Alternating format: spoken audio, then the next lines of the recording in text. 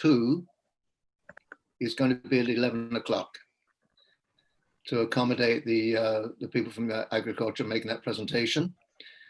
Item 8.1, the Worcester Olympic rezoning, is going to be at 11:30.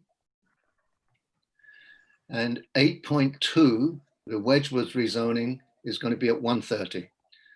So we've made those reorganizations because we know that there's a fair amount of public interest in both of those, and we wanted to fix a time so that if people wanted to just tune in for them, they could know when to do that. So Graham, are we ready to go? We are ready to go. Good, thank you. Because I'll call this meeting to order. And would like to recognize that collectively we are on the unceded territories of all of the First Nations within our regional boundaries. So I have a motion to approve the agenda, please. Moved by Director Richmond, seconded by Director Race. All in favor? Opposed? Motion carries. 4.1, pursuant to Ministerial Order number M192, the Squamish-Lillooet Regional District is excluding in-person public attendance at this August 26, 2020 meeting on the basis that the SLD continues to be in the process of assessing its ability to facilitate in-person public attendance in a manner consistent with public health orders and recommendations, and putting the necessary safeguards in place to protect the public and staff members. And the SLD is ensuring openness, transparency, accessibility, and accountability at this meeting by the following means. This meeting is being live streamed, and a video of this meeting will be available on the SLD website for viewing on an on-demand basis. So if I can have a motion to that move, please. Moved by Director Weeb, seconded by Director Demare. For the question, all in favor? Opposed? Motion carries. So we have a Horizon report here, Kristen. Yes, so we have item 5.2 from the closed agenda, which is the approval of the coordinated regional approach to the risk prioritization report that is being risen and reported on. And then there's a set of 7 resolutions from previous meetings that are now ready to be risen and reported on. And I'll just run through them quickly. There's a set of resolutions pertaining to the shared cost agreement with the province of BC in respect of the organics infrastructure program. That was from the June 24th SLRD closed meeting. There's a set of resolutions from the June 24th closed meeting pertaining to the services agreement for the Sea to Sky Trail Rock Garden Trail construction. There's a set of resolutions from the May 27th and 28th board meeting pertaining to a services agreement for the Britannia Beach landscaping contract. There's a set of resolutions from the April 22nd board meeting pertaining to the services agreement for the Furry Creek landscaping. There's a set of resolutions from the March 18th, 2020 board meeting pertaining to the operations and maintenance services agreement for the Furry Creek water system and wastewater system. From the March 18th board meeting as well, there is a resolution pertaining to the operations and maintenance services agreement for Pinecrest. And lastly, from the March meeting as well, there is a operations and maintenance services agreement pertaining to the Britannia Beach water system and wastewater system. Great, thank you very much. So can I have a motion to approve all of those, or to receive all of those? Moved by Director Birch-Jones, seconded by Director Demare. Any discussion? Call the question, all in favor? Opposed? Motion carries. Consent agenda.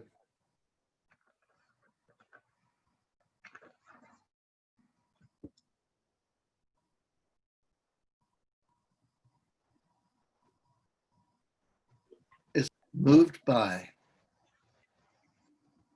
Director Ford, seconded by Director DeMere. Call the question. All in favor? Opposed?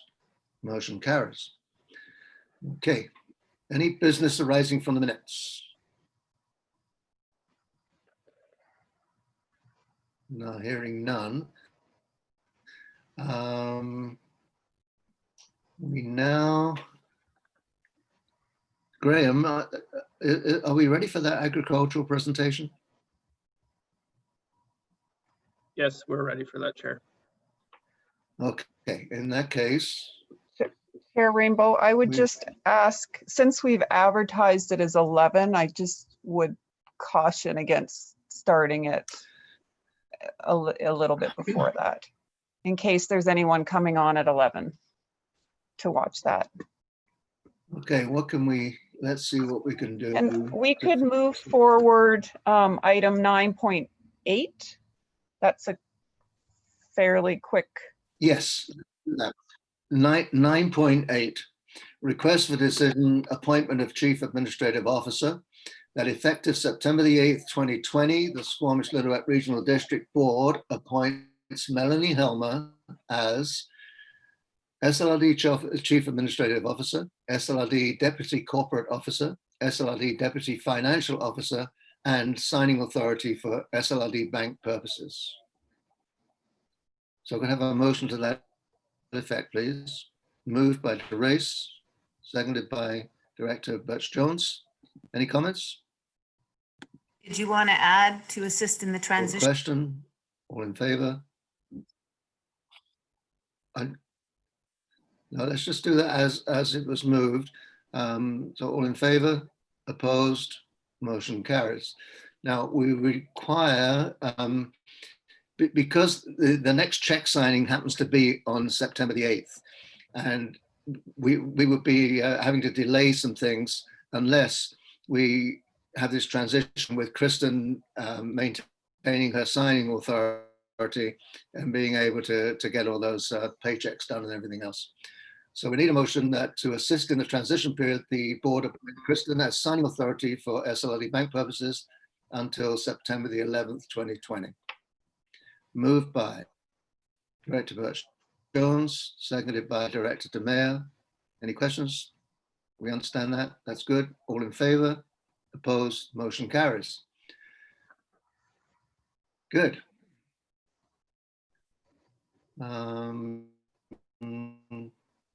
We got another really quick one. we could move up, the board could agree to move up 10.2, Okay. which is Yep. Director Director Mack. Mack, do you want to say something? Yeah, I'll move this. Okay.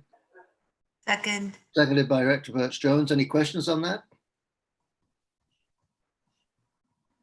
Call the question. All in favor? Opposed? Motion carries. Where are we at now? 10:50. Oh, we still got time for something else if we can.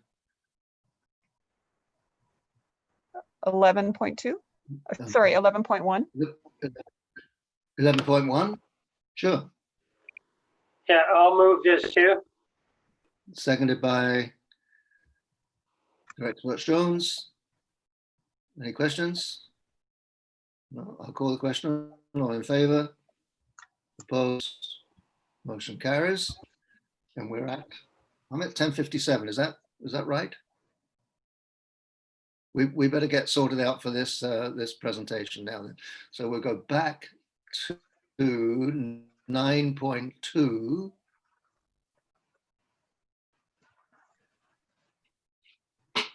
Okay, request for this decision 2019 Penduce inventory update, and our regional agrologist Angela Buss, I see, is with us. Welcome, Angela. And I see Claire there. Welcome, Claire, and Alex. Hello.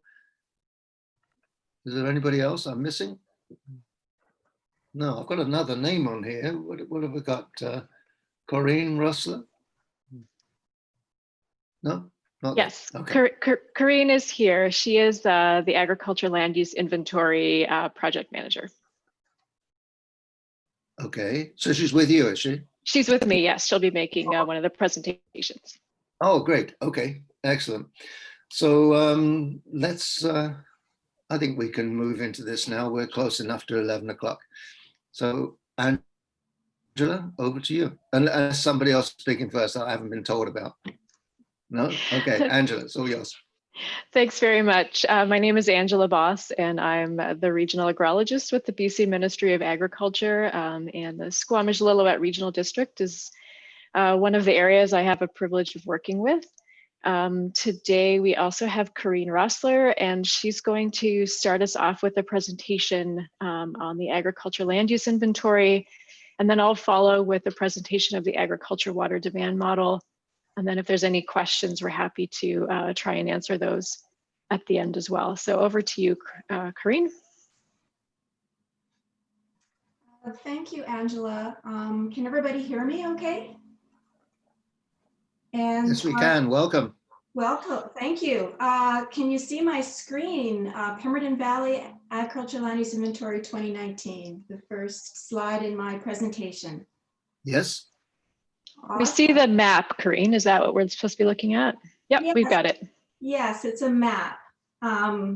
Okay, as Angela mentioned, my name is Corinne Rossler. I run the Agricultural Land Use Inventory Program for the Ministry of Agriculture. And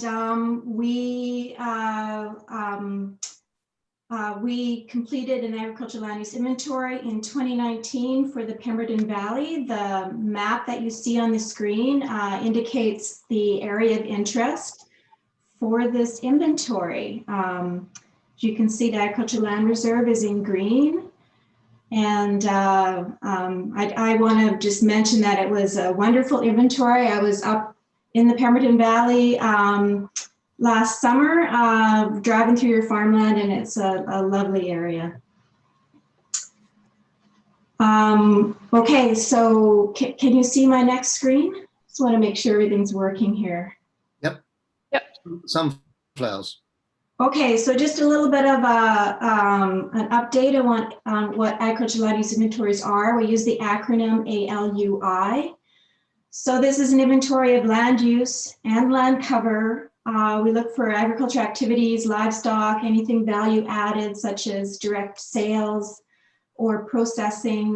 We look for storage, compost, waste facilities, and some of the crop production practices, wind machines, propane cannons, but mostly things like forage versus pasture are some of the most common practices that we capture.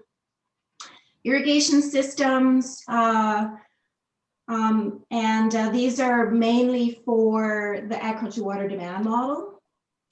And we look at all parcels that are in the agricultural land reserve, and we also look at parcels outside the agricultural land reserve with farming. And we use all sorts of different ways to find these parcels. We use BC Assessment Farm Class, and we also browse imagery to try to find hints of where people are farming outside the ALR.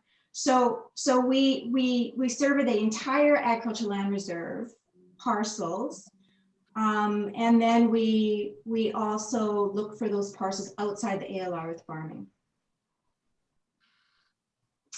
Okay, and I just want to mention that agricultural land use inventory is kind of a complementary data set to the Census of Agriculture. They're very different. Census of Agriculture is based on the farm unit, and agricultural land use inventory is based on a parcel unit. And the big difference in how the data is used is the agricultural land use inventory is mapped and it's on a parcel level. So you can use it in a GIS system at the parcel level and overlay it with any of your other GIS data sets. So the ALUI will describe the utilization of the ALR. It informs policy and plans. It provides baseline from which to measure performance of these policy and plans. And as I mentioned, it it provides this base data set for the agriculture water demand model. So in 2019, the ALUI project in the Valley had several different funding sources that are shown here. And I just want to give you a little bit of a preview of what the data actually looks like. So this is an ortho photo, and we have the blue lines or land cover, and the yellow is the parcel boundaries. So we actually split the parcel up into its land cover components. So as you can see, one parcel has many different land cover components. A parcel may be a farm, but not 100% of the area of that parcel is farmed. And the ALUI allows us to determine these differences. So an entire parcel as a farm versus how much, or the component of that particular parcel that is actually used for farming. So once we look at the photography, we go out in the field and drive around. This is myself. I'm the one with the red hair, since you don't have a picture of me. And Kim Sutherland was our regional agrologist last year. We're out in the Valley talking to one of your farmers. So the resulting data is like I say, it's a map that can be used in GIS, includes crops, irrigation, livestock, ag practices, non-farm uses in the agricultural land reserve. And then what we do is we are able to derive ALR utilization from this data that we observe in the field. And so we have a couple web applications that we've built, and I'm not going to demonstrate them here today. We don't have time. As you can see, there's a ton of tabs across the top of this web application. There's a lot of content in here. We have demonstrated it to your staff, and but this is our main reporting tool for the Pemberton Valley ALUI. And just to give you a little bit more information, this is a screenshot of the very first tab, which is reporting at the parcel level. And so you can use this app to explore the data. You can choose jurisdictions, limit some of the status of the parcels, and even look at different parcel size categories. And these different themes, you can see there's a land use tab, a crops tab, a livestock tab, allow you to explore the ALUI data in this very detailed manner using this web application. So the agricultural land reserve, this is where I start actually looking at some of the results that we found in the Pemberton Valley. The agricultural land reserve is about 64% privately owned, and there's 8% in Crown and 12% First Nations lands, mostly Indian reserves, I believe. And so we would have surveyed in 2019 everything except for the unsurveyed Crown. Because that land is not in parcels, we don't include it in the ALUI. And I just want to mention that in 2009, the First Nations land was not included in the ALUI. And that's why there's quite a big difference in the amount of ALR land that was actually inventoried between 2009 and 2019. So we did more this time. This is the ALR ownership picture. There's about 4,800 hectares of privately owned ALR, and most of that is in electoral area C, except for this 400 hectares in the village of Pemberton. And we are going to, for the rest of the presentation, I'm going to focus on this privately owned ALR land. We didn't find much farming on Crown land, except for on First Nations land. And we found very little farming outside of the agricultural land reserve. I think it was 78 hectares farmed outside the agricultural land reserve. So just to simplify the presentation, I'm going to focus on the privately owned land in the ALR. So this slide is actually not in your, I added it later, it's not in your agenda package, but this compares at the land cover level, what we found differences between 2009 and 2019. So there's about a 4% decrease in actual land that is being used for farming in the last decade. And you can see that that has moved into available and potential for farming. About 2% has moved there. So that land can be easily brought back into production. And the rest of it has moved into limited potential for farming or unavailable for farming. And the unavailable for farming is where they built a house or a new road or some sort of non-farm use has created a loss of land that's available for farming. But it's very, very low. I mean, this is one of the best inventories I've seen in a long time. That has a very consistent area of land that is either farmed or available and potential for farming. The category that's of most concern is when land turns unavailable for farming, and there's very little of it that turned unavailable in Pemberton Valley. This slide looks at land use. So this is the entire parcel that is a farm. And as you can see, there's very few parcels that are no longer farmed since 2009. There's about 1% decline in the area of those parcels that are used for farming. And that is consistently being is still available for farming, so that those parcels did not turn unavailable. They are still available for farming. So just to look a little bit more at the parcels, we found 22 less parcels were used for farming in 2019 versus 2009. And this graph just shows that most of them just reverted to available for farming. So these parcels can be brought back into production. We don't know why they're not actively being farmed, but the parcel could be for sale. And so this is a snapshot inventory. And when we when we drove by, it just wasn't actively farmed. And like I say, there's all sorts of reasons, but it's very nice to see that the parcels that are not farmed are still available for farming.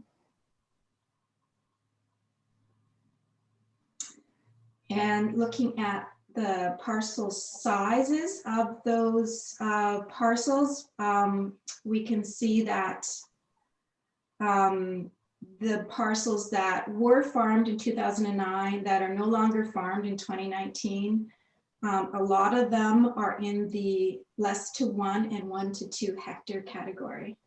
So small parcels. And that is why when we look at the entire ALR, we don't see much change in the amount of land that is used for farming or available for farming, because the parcels that are not being used for farming are mostly small.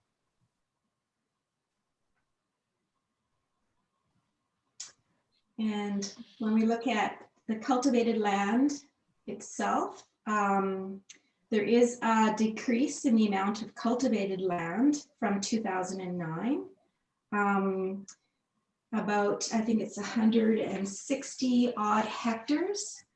And the forage and pasture land has remained fairly constant. But the other types of cultivation, that's where the greatest change has occurred between the 2 years. So this is that other cultivated land category. And the greatest change that I noticed was the decline in potatoes from over 300 hectares down to just over 100 hectares.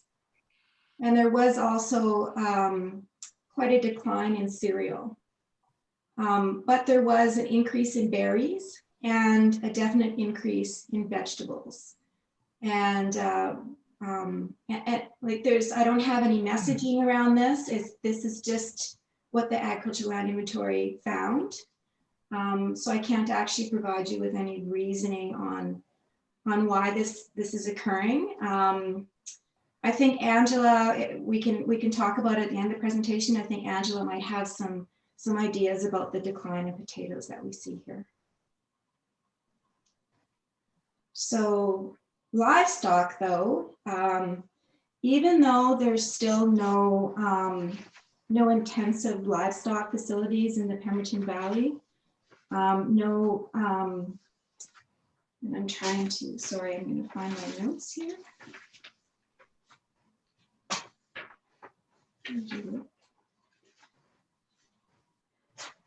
Yeah, no supply managed commodity production for livestock in the Pemberton Valley. So this is the same since 2009. There's never been any supply managed commodity production in the Pemberton Valley.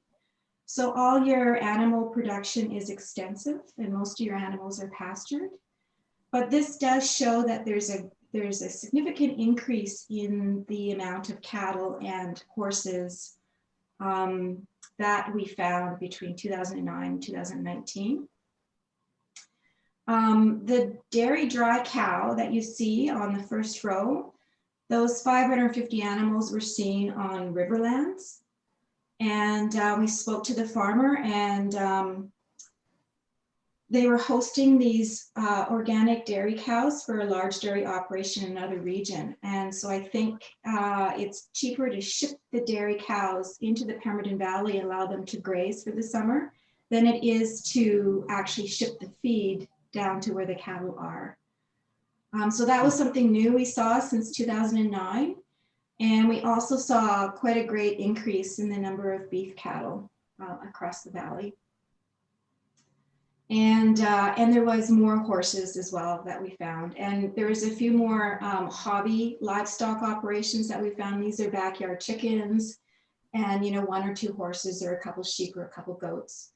The hobby livestock is very difficult for us to capture accurately, as, you know, anyone could have some chickens in their backyard and we might miss those. So, but the other livestock, I think it's quite a significant increase in the valley. And agricultural value added, we saw lots of this in the valley, and I've just listed some of the operations that we came across during the inventory. We actually stopped at the farm brewery for lunch and bought some beer. It was a really nice experience. So the residential use in the ALR, there is 17 more parcels that have residential use since 2009. And we found 54 more residences than we found in 2009. So a little bit of an increase in residential use, which is quite typical across the province in the Agricultural Land Reserve. And just looking at this is just comparing 2009 to 2019. And so the greatest increase is in medium houses and single mobile homes. You have got some new large houses, but very few estates. We only found 1 new estate house or additional estate house, which is awesome. And we can see that a lot of the small houses are being replaced by medium or larger houses. And this is quite typical as well across the province, as people just invest in their own properties. So in summary, there's a very minor loss of land in agricultural land use since 2009, about 22 parcels, but most of this is still available for farming. We saw a decline in potatoes, 107 hectares in 2019, down from 310 hectares in 2009. Still no intensive livestock production or supply managed commodity, but saw a significant increase in pastured cattle. And your residential uses increased, with 17 parcels gaining residential use and 54 new residences in total. And that brings me to the conclusion of this quick synopsis of the agricultural land use inventory. Thank you very much, Corinne. I'm going to try and get back to where I was. There we go. So, do you have any, Angela, do you want to add anything before I ask for questions? I have a presentation to give on the agriculture water demand model that complements the ALUI presentation that Corinne just gave. So I'm not sure if you'd rather do questions on the ALUI now or at the end once I finished with the water demand model. It's a fairly short presentation. Let's do your presentation. You go ahead. Okay, great. So let me just share my screen then.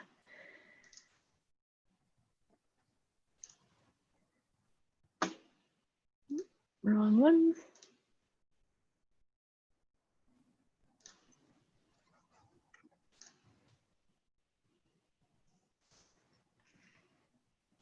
All right.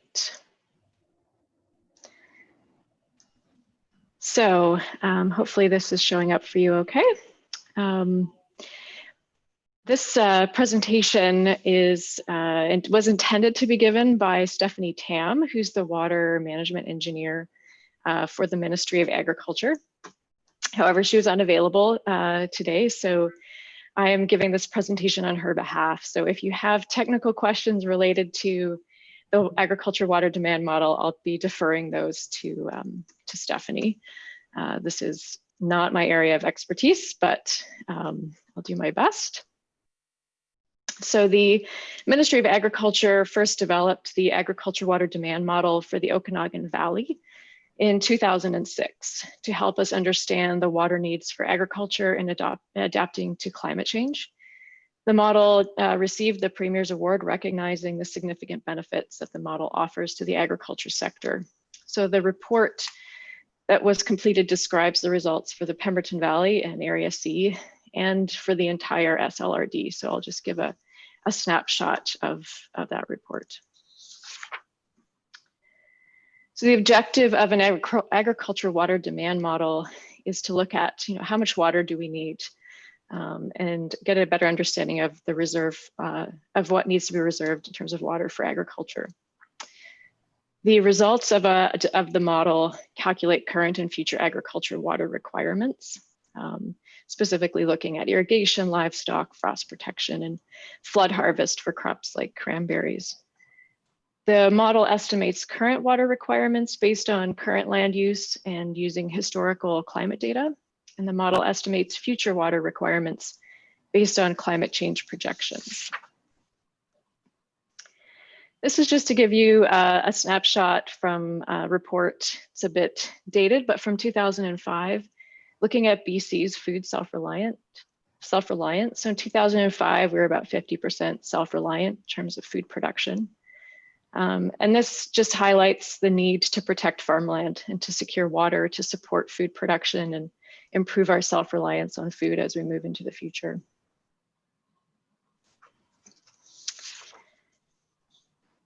We know that the climate is changing and that with this, we will see changes in water supply and demand. We predict that summers will be drier, they'll be hotter, requiring more water, and there'll be less snowpack with more rainfall in the winter, which changes the hydrology. And this may lead to limitations to access to irrigation water, and farming may become more difficult because of these changes. So the data input in the agriculture water demand model comes from the agriculture land use inventory and the crop information that Corinne just presented, as well as irrigation system information that was collected in the ALUI. soil data from the Ministry of the Environment, climate data, looking at historical data from 1960 to 2010, and then future predictive data to 2100. All of this goes into a series of algorithms to calculate the water needed on a parcel level. The results of this is that the model calculates water demand by property or by parcel, and it can be summed up to provide information by crop type, irrigation system type, soil type, by local government, by electoral area, or for an entire region. The water demand data that's calculated by the model is treated differently, however, from the land use data that Corinne's web app shows. For the agriculture water demand model, only the summarized water requirements are published. Parcel level water demand data is never given to anyone, not even to other provincial governments or municipalities. That parcel level water demand data brings us into the area of compliance and enforcement issues, which is not the mandate of the Ministry of Agriculture. So for regional water planning purposes, which our ministry supports, only the summarized data is needed. And that's what you'll find included in the report that was published. So this gives you an idea of the irrigation demand with climate change taken into account for the Squamish-Lillooet Regional District as a whole. So just for your information, the year 2003 climate data was used because this represents the driest year in history. And then the model calculates the water demand in what we would call a worst case scenario. And then we use a climate projection year of 2053, and this is taken from projection data up to 2100. 2053 could be the hottest and driest year in the future. And again, this represents the worst case scenario. So on average for the SLRD, you would need 29% more water than what's being used today. And specifically for Pemberton, again, same projections with 2003 and 2053. This is the worst case scenario. You would need 35% more water in the future than what's being used today for the Pemberton Valley. Looking into the future and the expansion of irrigated areas, again, this takes information from the ALUI.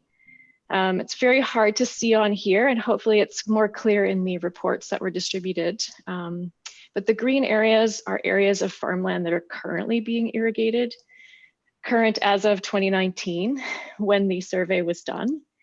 And the red areas represent farmland that isn't currently being irrigated, but could be irrigated in the future. So those are those lands that are available for production. And the red areas show the maximum expansion possible in terms of land that could be under production and irrigated. So this is where the water demand data is used, could be used to develop something like an agriculture area plan or a food and water strategy to manage the current and future water supply or demand in the region. Sorry, I've got a dog barking. The current irrigated area in the SLRD is 2,098 hectares with 716 in Pemberton, and what could be in the future 2,526 hectares in the district and 2,094 hectares in Pemberton. Often we get the question of how accurate is this model? So the model results have been compared with metered water data from the Okanagan, so District of Summerland, Black Mountain Irrigation District, and Southeast Kelowna Irrigation District. And what we found is the model results are very close to the actual use data. So there's quite a bit of confidence in the agriculture water demand model. Finally, the applications of the model from a regional district perspective, local government. This can be used for doing water budget analysis in terms of drought and water allocation, agricultural land use planning, food strategies, or to create a dedicated agriculture water sustainability plan, which come under the Water Sustainability Act.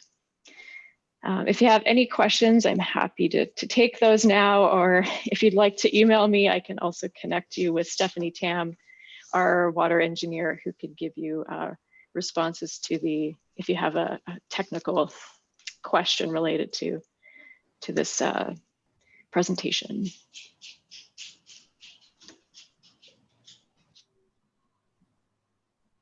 Wow, okay.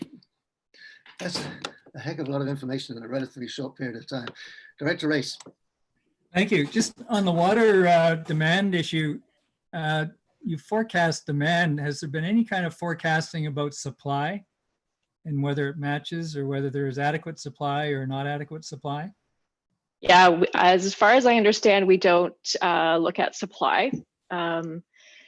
And that would be, Corinne, correct me if I'm wrong, but I think that's under the purview of the Ministry of Environment. But I can definitely forward that question to Stephanie and get you an answer on that. Yeah, I believe that's true, Angela, because supply, relates to so many different industries. We're looking at specifically agricultural demand, and supply. I think the only place I understand there's been a supply study done was the Okanagan Basin. Thank you. Director Pettingill. Yeah, thank you. A couple questions. Maybe I missed it. What's the assumption in terms of potable versus gray water or other? Do you make that sort of distinction in the water sources or needs? Corinne, maybe you can help with this one as well, but the water is all based on observations. So there's assumptions made on where that water is coming from, and I think we can check and see if there's a license for groundwater or surface water on a parcel, but otherwise we can't tell in a driving by windshield survey whether that water is coming from a municipal supply or is coming from a well or surface water. So we don't have that level of data unless we get it from a municipality where they give us that information. Okay, thank you. And my other question, in terms of like what's next, and sorry if I missed it in the report, but it sounds like supply is a provincial issue, so the province is responsible for the next steps in terms of making sure there's adequate water in the future, or what's the SLRD's role in that? That's a great question. I don't know that answer in terms of supply, other than there are current requirements for registering groundwater wells at the moment with the Ministry of Environment. So I can definitely forward that information on. I know they're trying to get a better picture of water supply through their processes, but I'm definitely not an expert in that. Yeah, otherwise the water demand model doesn't, it's sort of information for you. So how you take that forward. Thank you. Director Richmond. Sounds like you probably won't quite have the answer for it, or it wasn't covered in the study, but along those lines, it didn't sound like that it was factored in terms of all the potential or irrigation potential from, well, especially from the Lillooet River, but from all the rivers that surround that farmland. So recognizing that the demand's going up, I was assuming there'd be some sort of metrics about, or not metrics, but some sort of look at what's available through, rainfall and river. I guess it's more. Yeah, so I can look into that with you with Stephanie. It's not part of the water demand model in terms of looking at what's currently supplied, and it could be a data privacy issue in terms of surface water rights and groundwater rights. And as far as I know, it's not necessarily metered. So it would depend on that data that sits with the Ministry of Environment, but I'll get Stephanie to follow up with that supply question for you. And it's not a huge thing, it's just a curiosity. Thank you. Sure. Director Bush-Jones. Thank you. Great presentation. I'm assuming this will go to the respective, well, to our two agricultural advisory committees. I would think very interesting to them, but I just wanted to see if I understood something you said at the beginning, which was that the first sort of study you didn't include the reserve land, but this one did. And so that skewed some of the numbers a little bit, and that might account for some of the decreases that we were seeing, even though they're small. The area was larger. Did I get that right? You got part of it correct, and I'm sorry if I misspoke. No, the differences between 2009 and 2019 were just the area that we inventoried. And so in 2009, we did not include the reserves. And 2019, we did. That does not influence the results at all.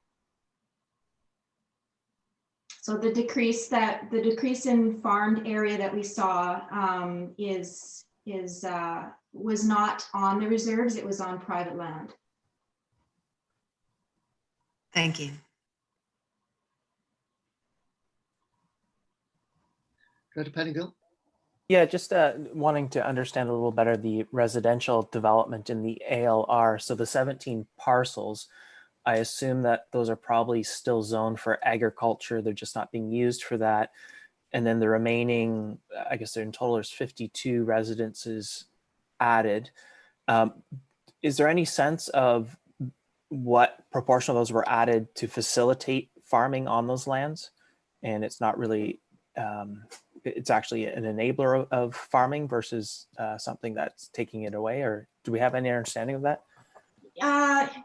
And yes, residential use is compatible with farming, and most farms have residential use. So the 17 more parcels with residential use, they may be farmed. They may be farms, and the data, I would be able to determine that using the ALUI data. I can't answer that question right now, but it is in the data. And the 54 more residences, they're spread out over those 17 parcels, but also some parcels may have received an additional residence. And yes, of course, many of them are farms still.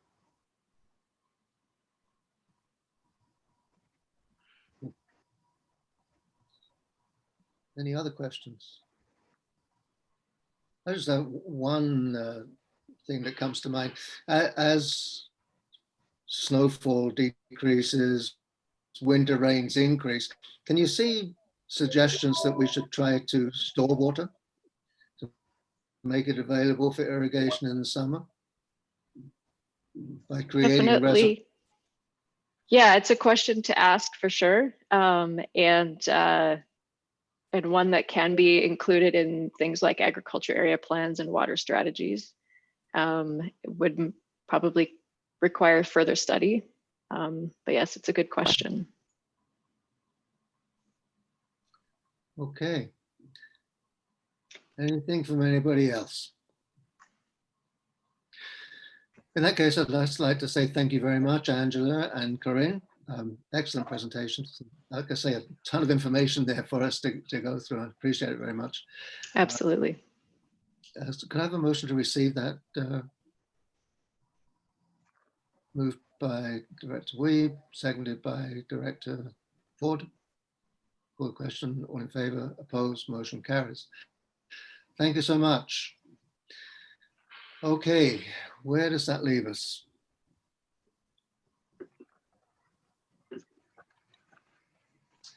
We are now going to move on to item 8.1, which is the Whistler Olympic Park rezoning, Whistler Sports Legacy Society zoning amendment application, seasonal campground use, third reading and adoption. Kim, is Kim still with? There she is. Kim, do you have something to say now, or you just like to answer questions?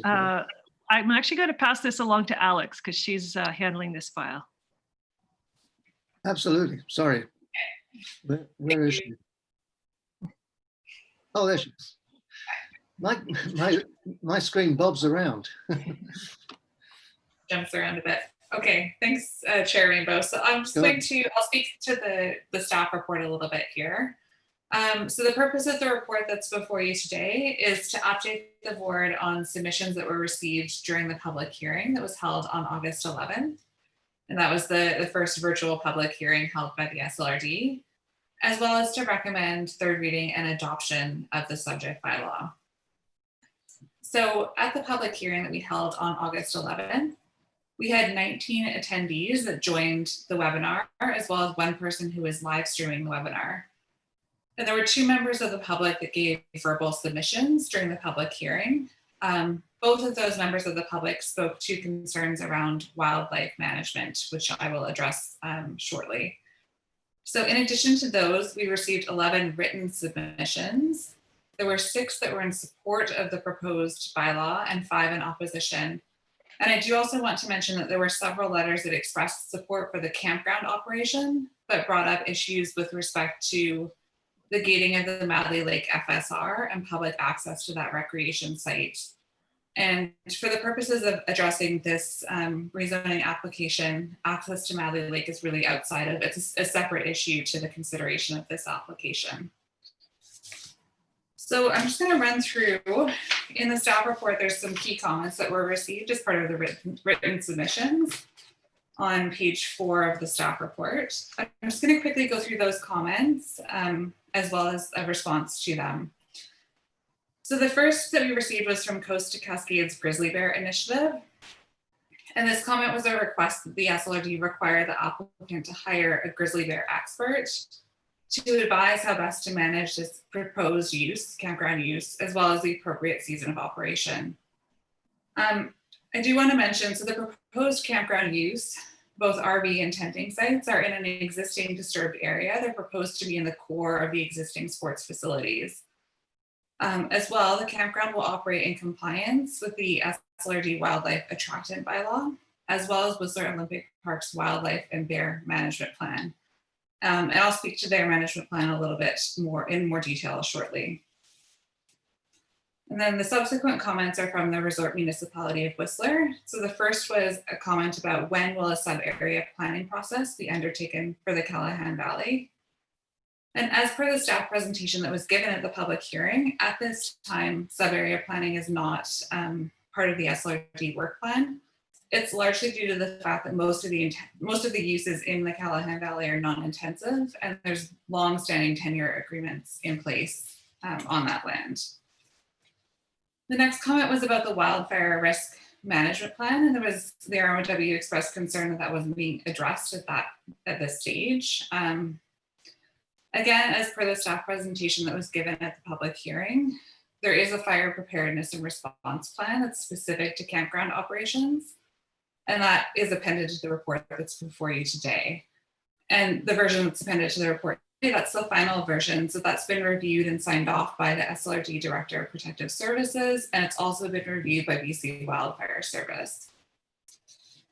Okay. So the third comment was about the wildlife protection and management plan. A question about whether education, waste management, and interpretation for visitors are included in the proposal. So all of those considerations were addressed by the applicant in their proposal. And again, I'll speak to the wildlife management piece further shortly. The next comment was about water and sewer plans. So just asking what had been provided up to that point. So as part of the initial review of the rezoning application, staff did look at this and looked at capacity. The existing infrastructure on site was designed to meet the needs of large crowds during the Olympic Games, as well as high numbers of winter visitors. So staff is satisfied that the infrastructure on site is more than sufficient to meet the needs of this new proposed use. And this was also reflected in the referral response that we received from Vancouver Coastal Health, which stated that there's sufficient water available on site to meet the needs. And Vancouver Coastal Health was also very supportive of the proposed Sandy dump that the proponents have in their proposal. And more detailed water and sewer plans will absolutely be required, but not until the development permit stage. Okay, the next comment was about how appropriate resources are being allocated to manage the proposed additional use. And so the proponent is proposing that a caretaker be on site 24 hours a day, and they would be there specifically to manage the campground operations and visitors associated with the campground. Okay. Oops, sorry, my pages are flipped here. Okay. So in terms of the wildlife management piece, I do want to speak a little bit about the Whistler Olympic Park draft master plan from 2015. And there are a couple of excerpts from that plan that are appended to the staff report before you today. So importantly, that document does have an environmental management program in it. And then within the environmental management program, there is a specific wildlife management program, as well as one dealing specifically with bears. And it is the stated intention of the applicant to take that document and to consolidate and update that and make it part of the campground operations procedures. So there will be a very specific wildlife management program that is specifically addressing the campground needs. Okay. And I should say as well that should the board approve the recommendations before you today, we would make sure that that was a requirement prior to issuing a development permit or the campground permit, that plan was developed and in place.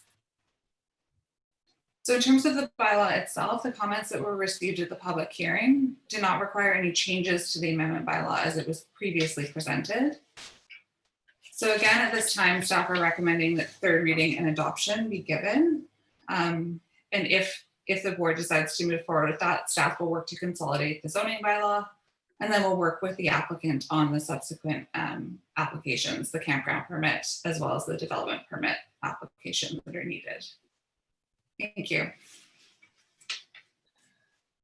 Thank you very much, Alex. Any questions for Alex? Chair, I have a question. Director Crompton. Oh, Director Crompton, sorry, go ahead. Thank you for the report. It was thorough. Why the decision to not consider the closure of Madley Lake Road and then access to a public campground as part of the opening of a private campground? It seems like there is some connection between the two. So Kim, maybe you want to speak to that a little bit more? Yeah, so the SLRD has had nothing to do with the closure of the Madley Lake Campground, and that it kind of came as a surprise to us as well when we heard that there was a sign up.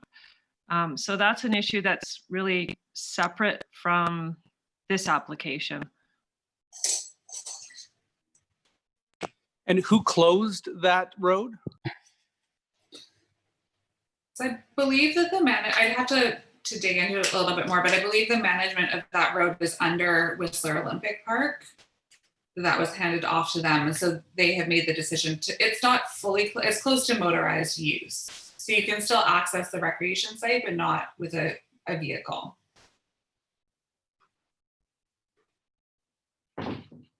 Could we make a requirement of the approval of this application that that road remain open? Is that a possible decision we could make?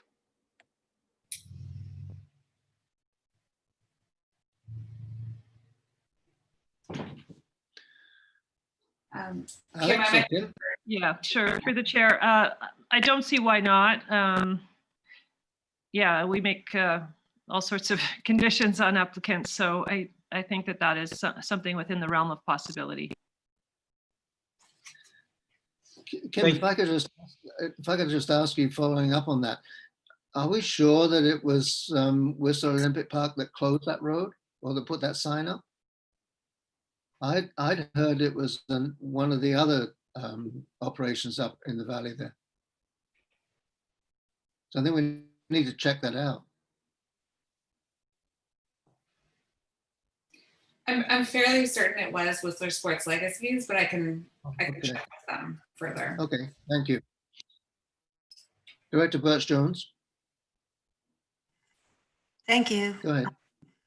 I just thought that with the recommendations, both from Whistler and the Costa Cascades, that it would be prudent to take them up on their recommendations to provide some names of experts for the review of the bear plan. If the grizzly bear population is actually expanding, that's very heartening from an environmental point of view, but also, I mean, we just had an attack in the South Chilcotin on a mountain biker by a sow grizzly. And, that human grizzly interaction is something that really should be avoided at all costs. And so if we can add an extra layer of expertise and prevention for something like that happening, I think it would be well worth doing.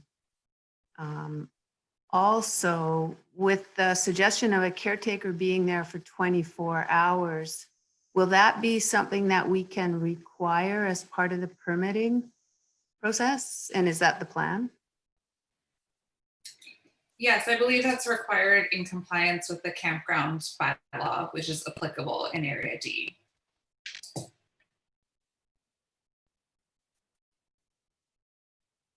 Director Pettingill? Yeah, thank you. What is the activity level in the summer there now, in particular in the evenings and overnight, human activity level?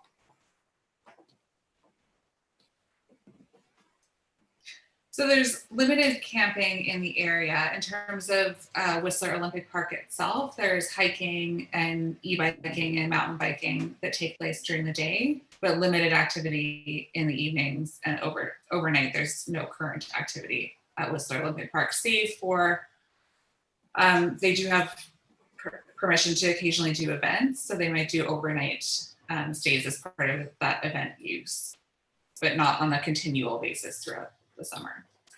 Okay, thank you. And I didn't see in the report, I understand that bears tend to hibernate in the winter, and so there's less opportunity for human bear interaction in the winter. In the summer, it seems like it's a different scenario, and with a bunch of people overnight, that opportunity for interaction seems much higher.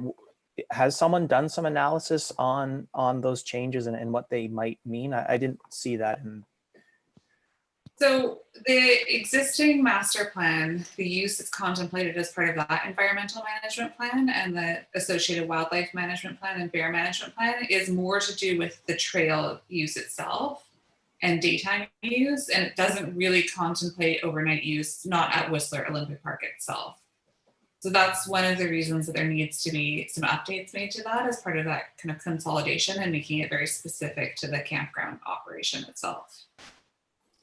Okay, thank you. And another question, in the letter from Whistler, it talks about the OCP talking about there should be a sub-area plan for the area and contemplating, it sounds like, these sorts of uses before a lot more development happens. Can you speak to why there wouldn't be an expectation that that happens first, and maybe this proponent funds that before we would endorse this sort of thing?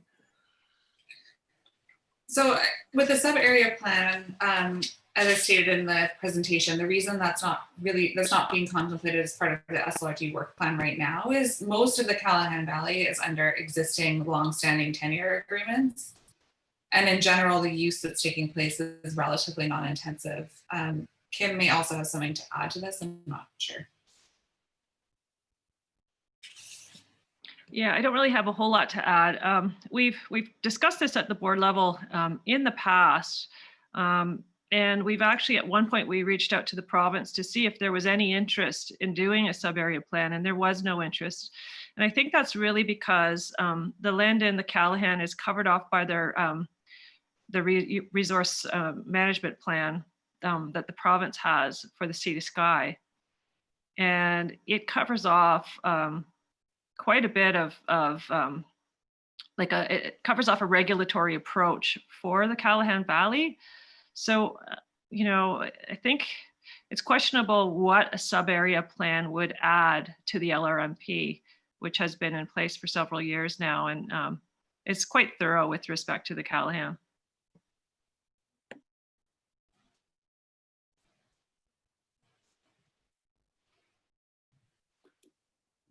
Any further questions? Okay. Oh, Director Richmond and then Director Race. I guess it's a question / comment. Back to Director Crompton's comments about the access to the lake, and maybe making that part of a condition to the approval. I'm wondering how time sensitive this decision is, because I would lean towards Director Crompton's suggestion. However, I'd like to hear first what the rationale is behind closing that road. Is it a wildlife concern? Are there any ecological concerns in that area because of that road access? If there are, I'd like to hear them. So in other words, I'd like to hear the rationale behind the closure of it before we put it on as a condition for third and reading and adoption, but it would obviously slow us down by a month. So I'd like to throw that out for the board consideration. Thank you. Dr. Race? Thank you. So what we have on the agenda before us is possible motions for third reading and adoption. And the public hearing was held some time ago. And yet I sat here for the last 10 or 15 minutes and I've listened to an awful lot of new information. And I'm just wondering, as a point of order, whether we should be considering those bylaws now or whether we have to go back to public hearing. My experience in these things, when staff make comments or when questions are raised during a public hearing, they're answered by staff during the public hearing. And then the public has an opportunity to comment on the staff's comments. And when the public hearing is closed after that, then there is nothing that comes to the elected official. So I've received a whole bunch of new information now, and I'm a little troubled by going to third reading. I think we have to go back to public hearing, and we can deal with some of these other questions about whether or not one thing should be attached to another thing and who's responsible for what, and clarify those points. If they're going to become issues in this rezoning, then we better clarify them, I think, because I know from my experience, just as a skier in that road, there are other resource operations up there. There's a quarry and so forth. And so there are a lot of other users, and I have no idea who might have wanted to close this road and for what reason.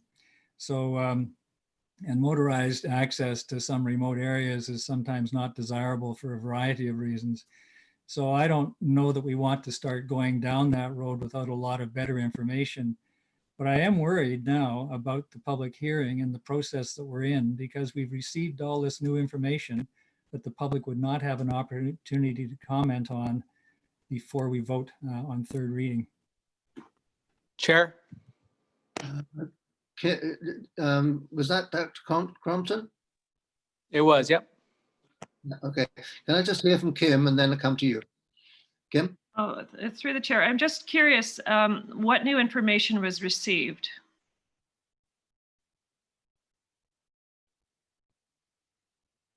Yeah. Okay, think about that. Director Crompton. Well, may I respond? I was going to say the same. I sat in on the public hearing and this issue was raised at the public hearing. This is not an issue that was raised after the fact. It was discussed and it was shared with as a part of the public hearing. Director Race. Yeah, it's not, from my perspective, it's not the fact that there's another issue raised. It's the fact that the board has received additional information, which essentially is the answers to all these questions that were raised. And in my experience, those questions, if they're raised during the public hearing process, they are answered at the public hearing, so that the public then has an opportunity to comment on the answers. So the public doesn't have an opportunity to comment on any of these items that we've heard this morning before we go to third reading. And I think that part is incorrect. I haven't heard anything this morning that I didn't hear at the public hearing. At least I don't think I have. I agree, Chair.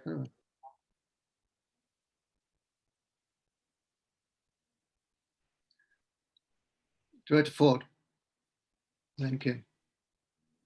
Well, you know, I am concerned about there is misunderstanding or what have you about who placed the sign, who placed the gate. And I know that they're not contemplated in the current zoning, but I think that they are relevant. And I am not comfortable moving forward with third reading until that is answered and the outcome of that gate and signage is understood by everyone at the board. So I would like to hear from Ms. Needham how what her comment is to this. Yes, through the chair. I agree. I think this is something that we should get an answer on. There's no problem with delaying this application for another month in order to get that information. But in terms of the public hearing, the issue of the sign and the closure of the Madley Lake Road was raised. And I don't think that that constitutes new information that would cause a public hearing to need to be overthrown. The issue was discussed quite a lot at the public hearing. The information that we would be bringing is just, you know, who put up the sign, which is really not a piece of information that should cause a new public hearing to be held. I think it's important to know that public hearings are very time consuming on our staff and very expensive as well. And so I think redoing a public hearing should not be taken lightly. Okay, thank you. Director Demir.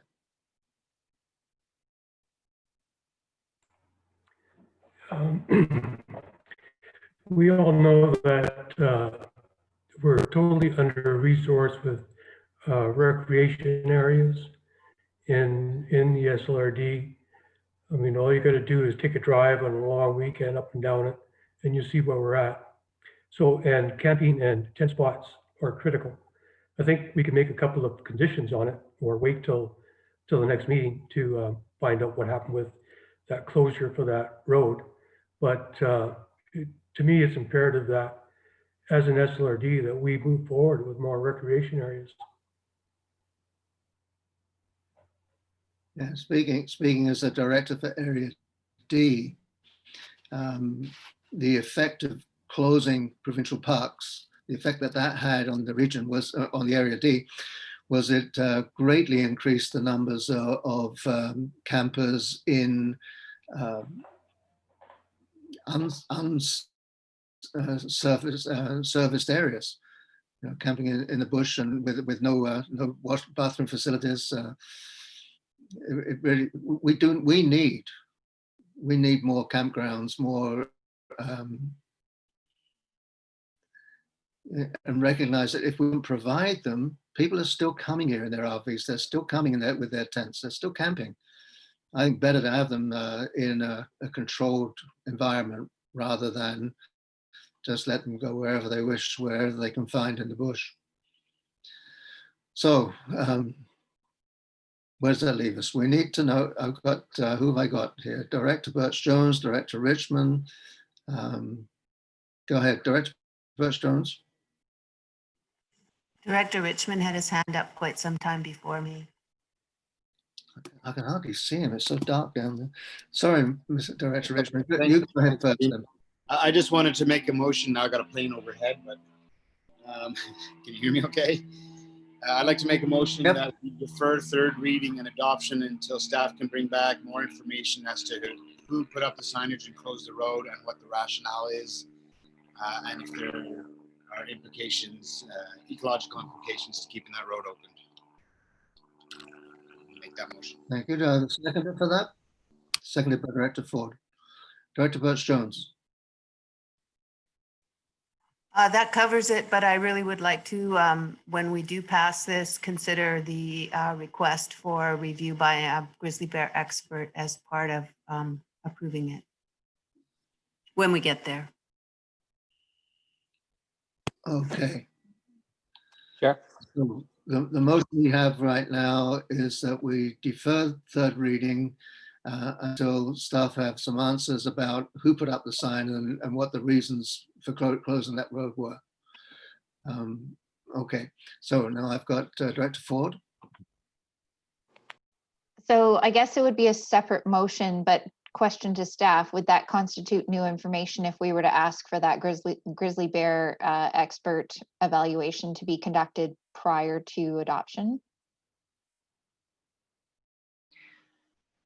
Through the chair, I think the risk is that a study of that sort would probably take several months. And in that time period, it's likely that many of you would be contacted by people about the application. And so there would be more, I guess, opportunity for new information to come your way.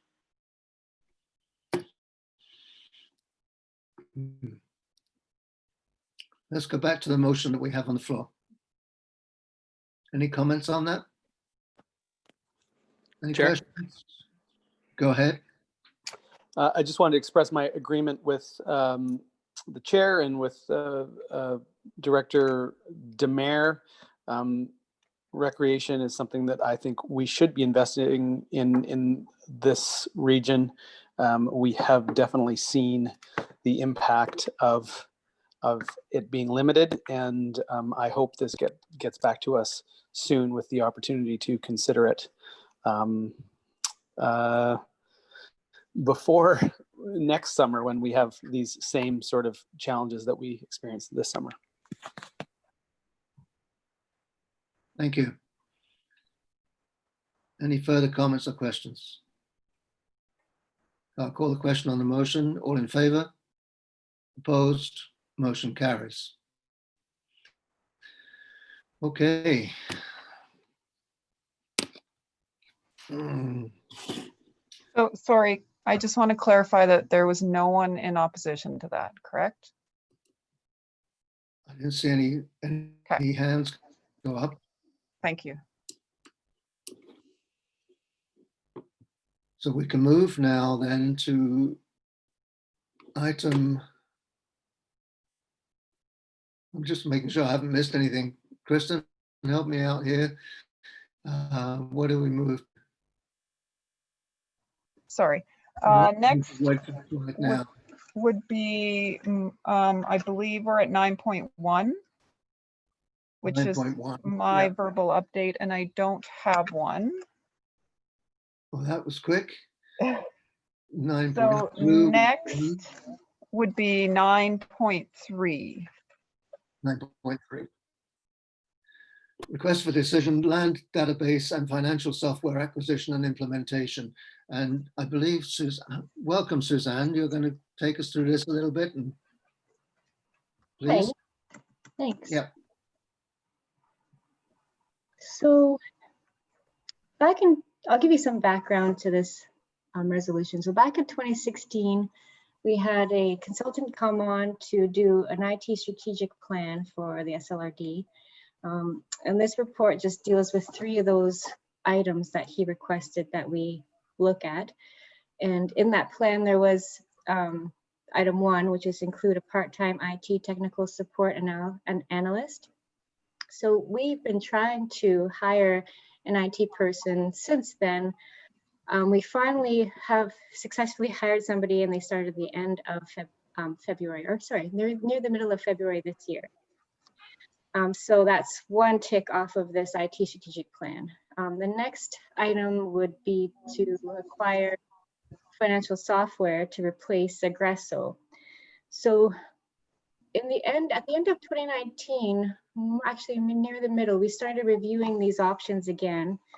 And the finance staff, as well as an administrative staff member who was helping to organize it all, reviewed the most common out-of-the-box local government softwares. As we're not really looking to reinvent the wheel, we just wanted to look at other options out there and what it would look like for the SLRD to switch.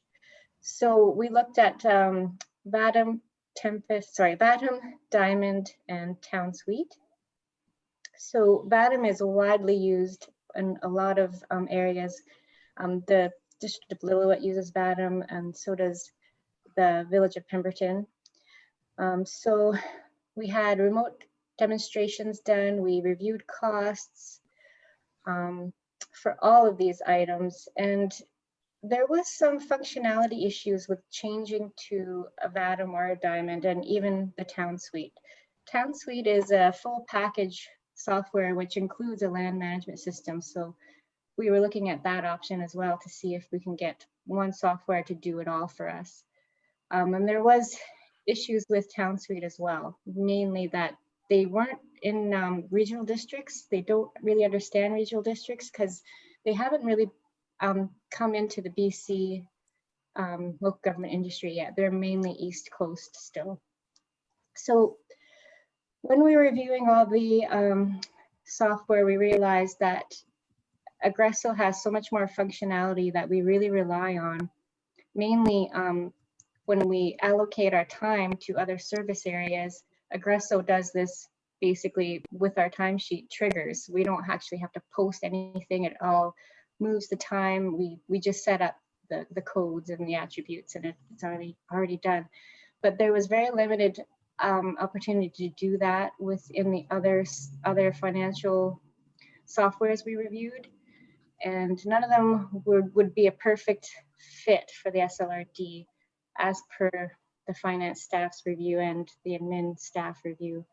So we looked at just upgrading Aggresso. So we have already we own the Aggresso license.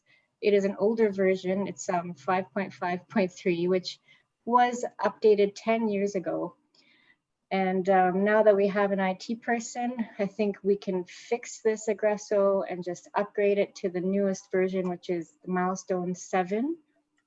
And I've contacted Aggresso. They've given us quotes. And so the costing actually is a savings compared to starting a new implementation. Obviously, there's a lot less involved with just upgrading.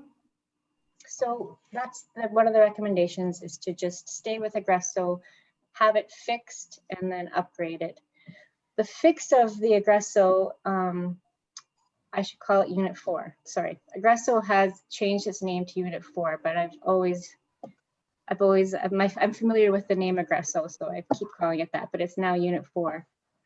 So the Unit 4 Business World fixes could be up to about $50,000 to fix it with a consultant, because we'd have to pay the consultant to come in and review and make changes to our attributes and the database. And then once that is completed, the upgrade should be pretty seamless. So my recommendation is to do this financial software upgrade and fix of Unit 4. And so the third part is the land management software. There's not too many land management softwares out there out of the box that are popular in local governments.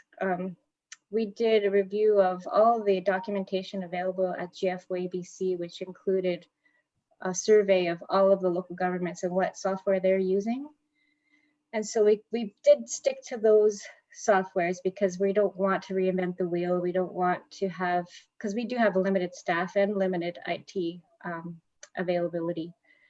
So it came down to Tempest, which is widely used all over BC, and Town Suite, which is the all-in-one software that has the financial and the land management aspects in it. So because the Town Suite financials were not up to par with what we currently are using, we requested that they split out just the land management piece. And at first they were keen to do that. They were like, yes, we can try to figure that out. And then at the end of it, they said they don't recommend just using the land management software as a sole software. So that led us to Tempest. Of course, there was remote demonstrations done on both Town Suite and Tempest, and planning staff and building staff were involved in those reviews. And it comes down to implementing Tempest. And the issue with the implementation is the timing now. So obviously the building department will have to be quite available for the implementation, as they're going to be setting up the building permitting within Tempest, and they're quite busy. So staff capacity is not there, but we want to continue pushing through this, as it's been a long haul trying to get these software is implemented. And so we hope to hire a consultant to help us as like a project lead to stay organized, stay liaising with the vendor and staff to make sure everything is set up, do a lot of testing and obviously more liaising. And also we'd like to hire a data conversion specialist. So somebody that can look at the historical data, which is mostly in Excel already, but just to make sure it's complete and accurate before we transfer it into the new system. And they would be responsible for assisting with that transfer as well. So that's the Tempest implementation piece. I did go through pretty quick.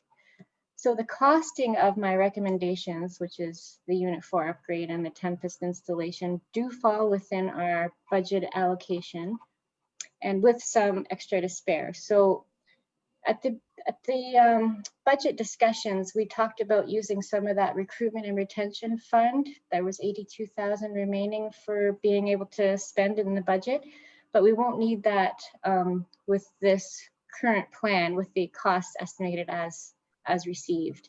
And we'll have 36,973 estimated remaining for contingency expenses for this project. I did review the 10-year span of costs as well as a 15-year span of costs just to make sure that in the long term these softwares will be manageable, and they are. There is, will be more user fees for the Tempest because we didn't have a land management software prior. So I'll put it out to you guys if there's any specific questions. I did just briefly go over it, and there's more details within the report.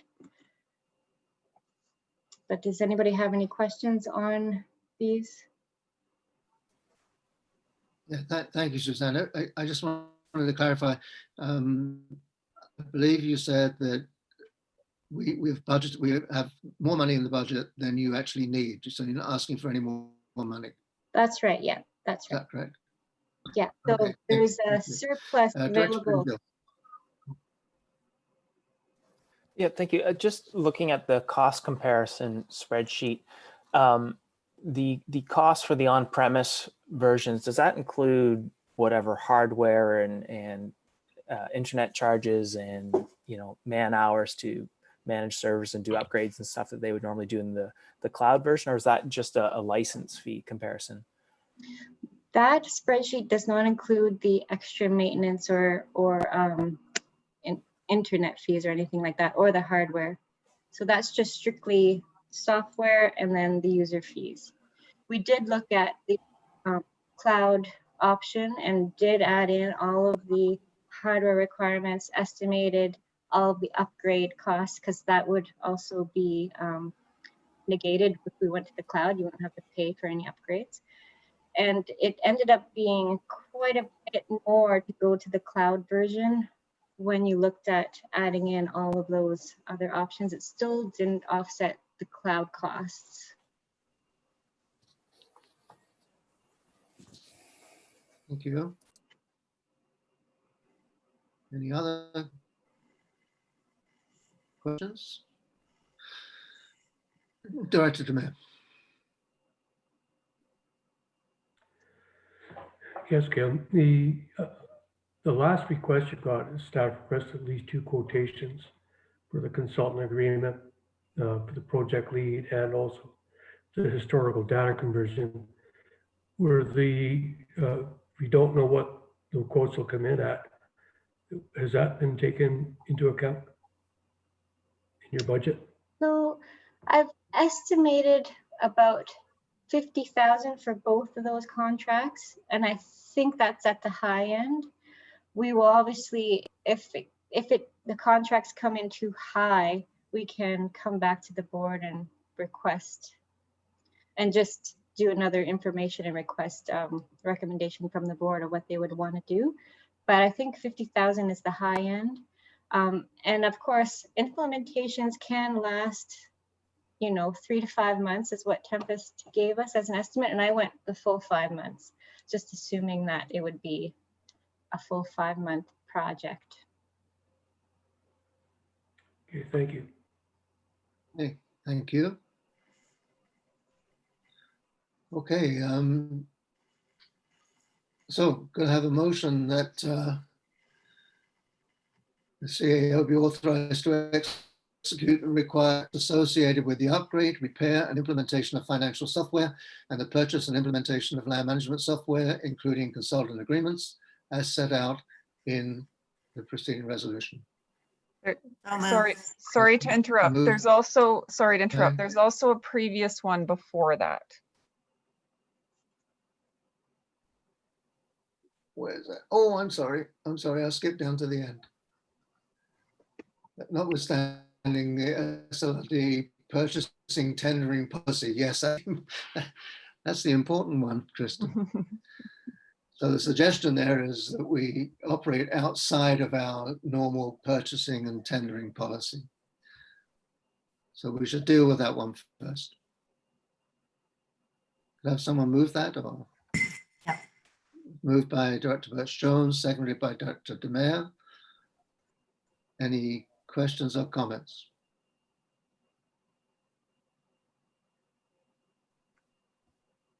In that question, all in favor? Opposed? Motion carries. Director Birch-Jones, that wasn't opposed, was it? No, good. Okay, thanks. So now we'll do the one that I just read out before. Someone move that, please. Moved by Director Weeb, seconded by Director Ford. Call the question. All in favor? Opposed? Motion carries. All right, how are we doing for time? 12:18. We're okay.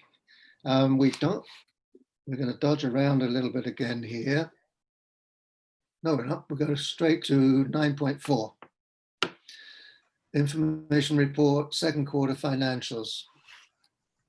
I'll have a motion to move receipt unless anybody's got any questions. Was there any? Move Just- it. Sorry, I'm sorry, Dr. Birch-Jones. Unless there's anything of note, which I didn't see, I'd move receipt. Thank you. Seconded by Director Race. Call the question. All in favor? Opposed? Motion carries. We can do, I think, yeah, we've got time. 9.5. So is Angela going to join us for this? Sorry to interrupt. Do we have, I think we might be a little bit ahead. I'm not sure if we have Allison and Angela with us. We do. I can. We do? Okay, sorry. Thanks. Yeah. Oh, okay.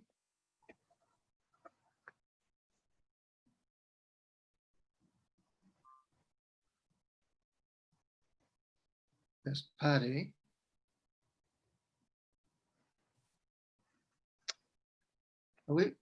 Am I looking for Angela as well? Oh, there she is. Hi, Angela. So we're dealing with 9.5 request for the electoral area B Crown tenure applications, Seaton Portage Park. And Angela, you're going to speak to us about that, please? No, can she hear me? Angela, can you hear me? I can, thank you. Yeah, so Allison's joined us as well. She's been taking the lead on this report. And yeah, are there any questions in regards to the information in the report that was received?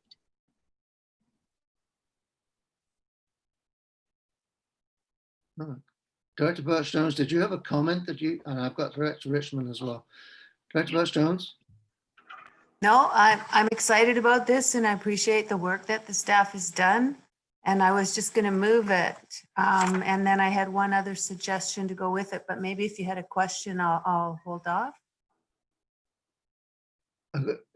I'll come back to you. Director Richmond? I just wanted to, I feel it's in there, but I just wanted to bring up and make sure that we all feel comfortable with the amount of First Nation considerations that have been done around this application, just to make sure that we haven't missed anything sensitive. I'm not as familiar with the area. I see Director Birchstone's nodding her head, so I just wanted to bring that up. Okay, thank you.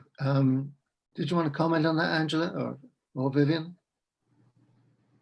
Yes, certainly. We have had some productive meetings with Shlath First Nation, as well as Seton Chamber of Commerce, around partnerships associated with the lands. And we have been had some conversations around the need for an archaeological assessment before we move forward with any type of park development. And so we've been working in partnership with Shlath around that and how we move forward an assessment. And I think once we have, once we know whether or not there is a resolution to move forward and pursue that Crown land, then our due diligence would be to do an archaeological assessment on both parcels to help inform what that park development could look like. Great, thank you. Director Birchstones, let me come back to you. Go ahead. I move that the Squamish-Lillooet Regional District apply for a Crown tenure over the unsurveyed Crown lands adjacent to the SLRD Park, located at DL 1593 on Seton Portage Road in Seton Portage. And can I do the second one here and add a third as well? Yeah. That the costs associated with the Crown tenure application, including staff time, be allocated to the Electoral Area B Reserve Fund in the Electoral Areas Community Parks Service, cost center 3,000. And once the tenure is approved, staff to pursue an archaeological assessment for both parcels of land to inform the park planning process.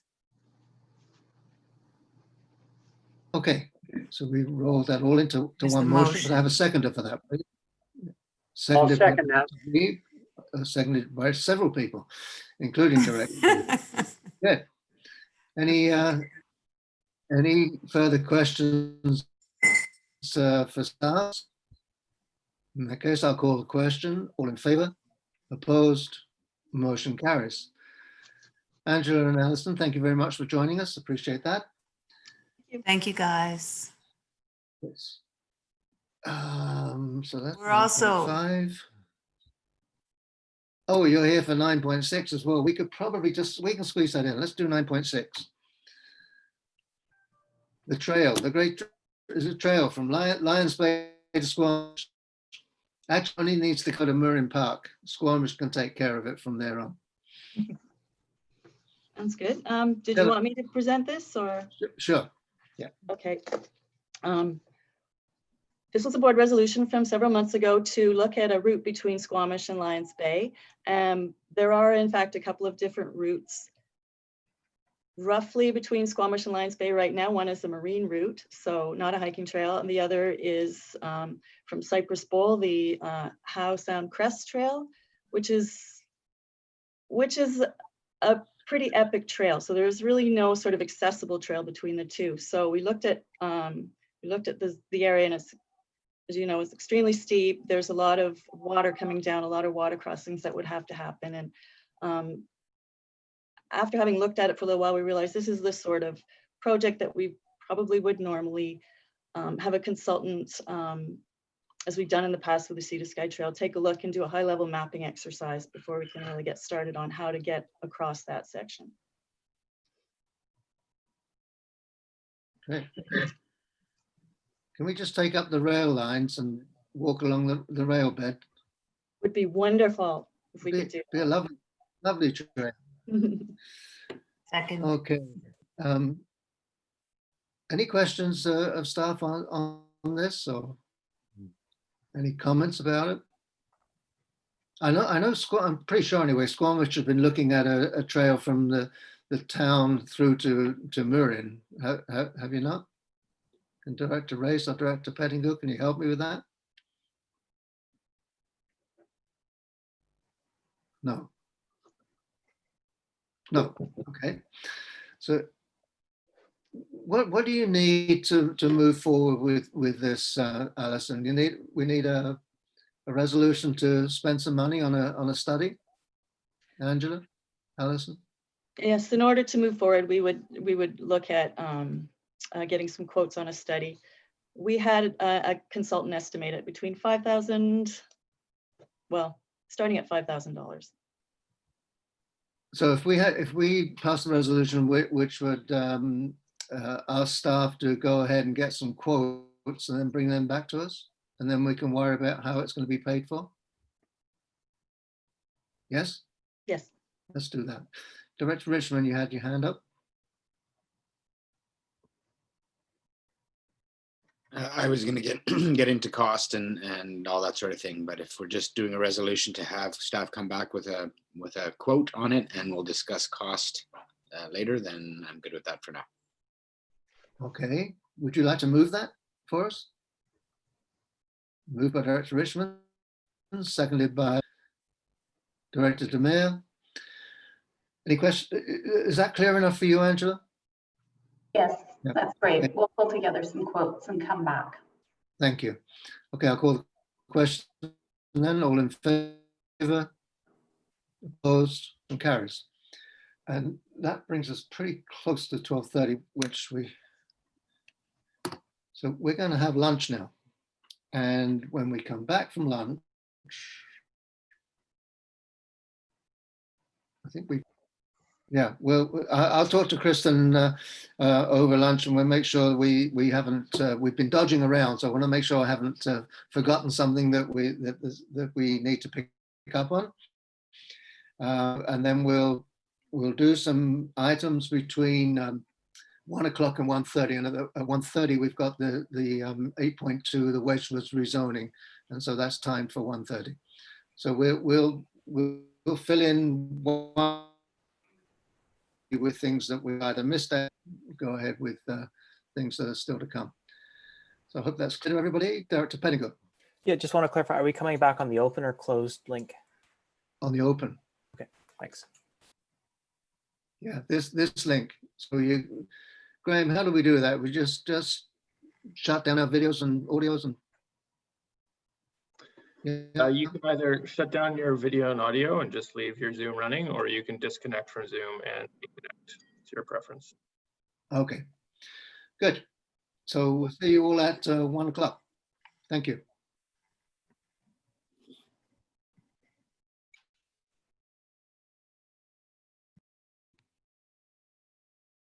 Kristen, are you still there? No. Okay.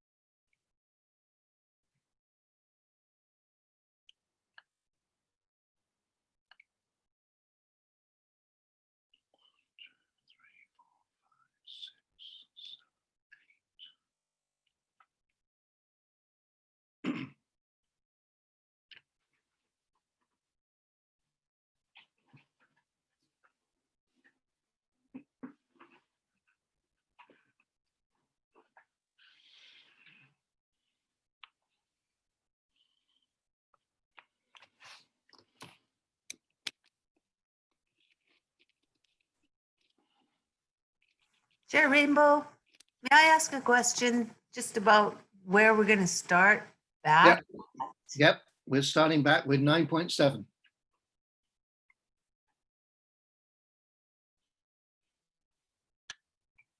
And we should be starting right now, but we're missing 2 people.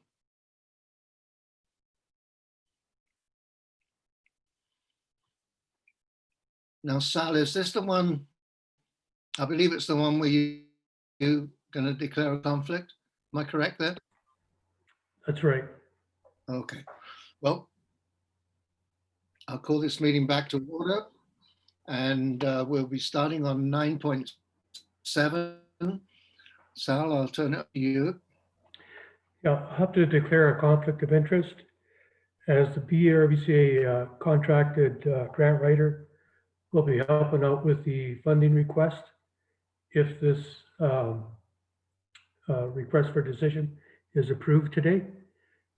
And I have my wife, Debbie Demare, my daughter, Kara Demare, both involved with the BRVCA. Okay, thank you. So, Graham, could you arrange for Sal to go into the working? Yes, Chair. Yeah, thank you. And Patricia, I see you. Welcome back, Patricia. Would you like to take us through this? The Minto. Yeah, sure. So are we good? Yep. Okay. So last month we presented to the board regarding the, excuse me, the current intake for the ICIP grant program. And we were directed by the board to investigate 3 additional projects for consideration in this intake period. And those projects being the bandwidth upgrade project for electoral area A with Minto Communications, the food hub project for electoral area B, and the Seton Portage Park also for electoral area B. And today you have a staff report in the package that further outlines these projects to the extent that we're able to do so at this point, with a recommendation that we proceed with the grant application for the upgraded broadband project for electoral area A, that we come back to the September board meeting with more information on the food hub project, and that we do not proceed with the application for the park at this time. For some background on these projects, with regard to the bandwidth upgrade project, that project is being led by Minto Communications with TELUS, and quite a bit of work has been done on the project scope to date. That application would be for 100% of the project costs, which we can apply for, which would be $250,000. And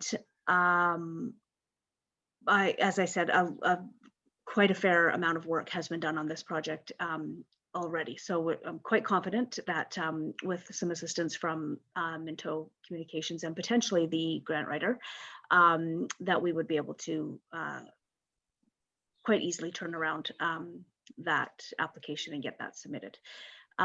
In regard to the food hub project for electoral area B, that project is being led by the Lillooet Agriculture and Food Society, and it's been in the works for a little while.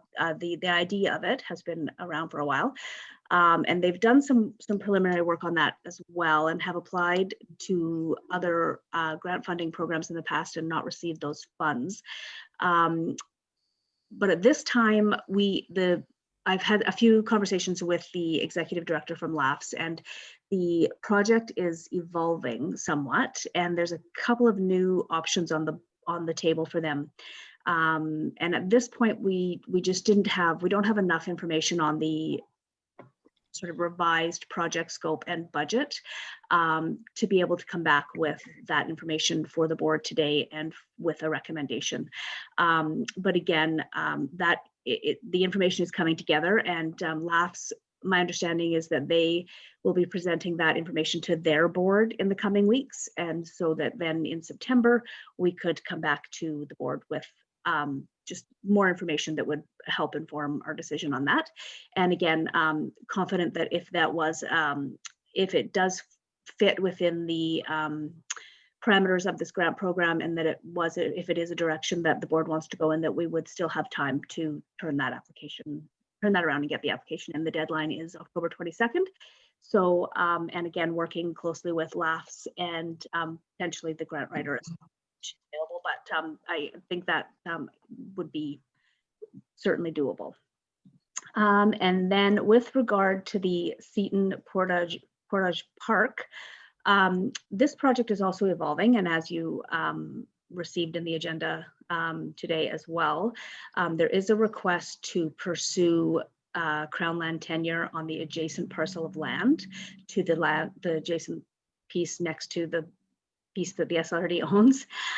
So because that is happening at the same time, or could potentially be happening, we didn't feel that it would be prudent to apply for the park project in this intake of the ICIP program, just because we wouldn't have the full scope of what this could potentially look like until we knew what the direction was with the in terms of applying for that tenure on the adjacent parcel, and then what moving forward, if that did proceed and was successful, we would have a very different overall project and scope.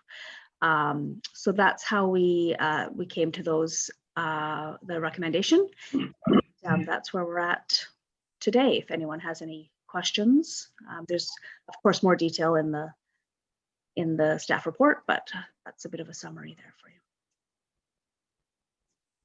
Okay, thank you very much, Patricia. Thanks. Does anyone have any questions for Patricia?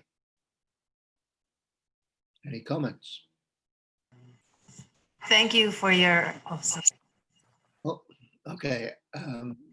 Director Pettingill, then Director Birch-Jones. Just on the, thank you, on the Minto communications piece, is there any commitments from the mineral operations to help fund this if the grant is not successful? And I just sort of looking at who's involved, and just seems that they would sort of need this sort of thing regardless. So I was just curious. Not at this time. No, not that I'm aware of. Director Bush-Jones.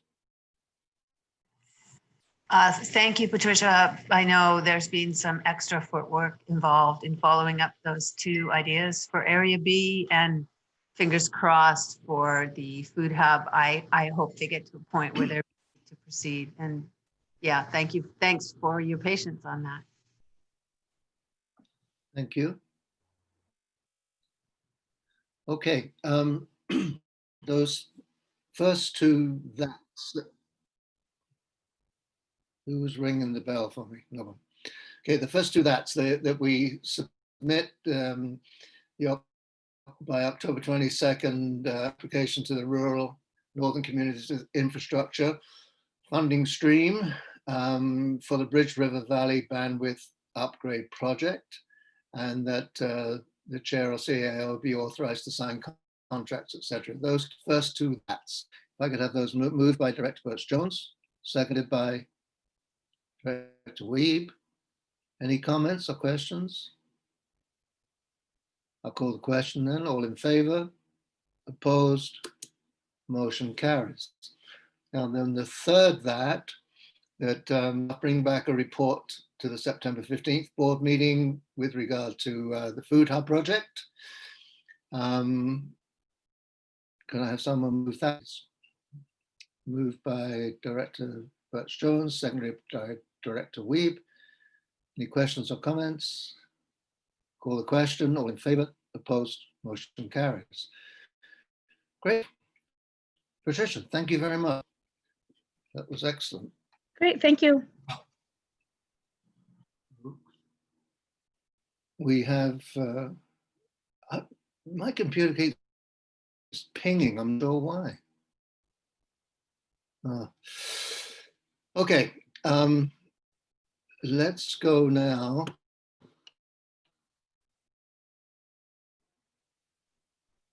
I'll leave the chair's verbal report for later.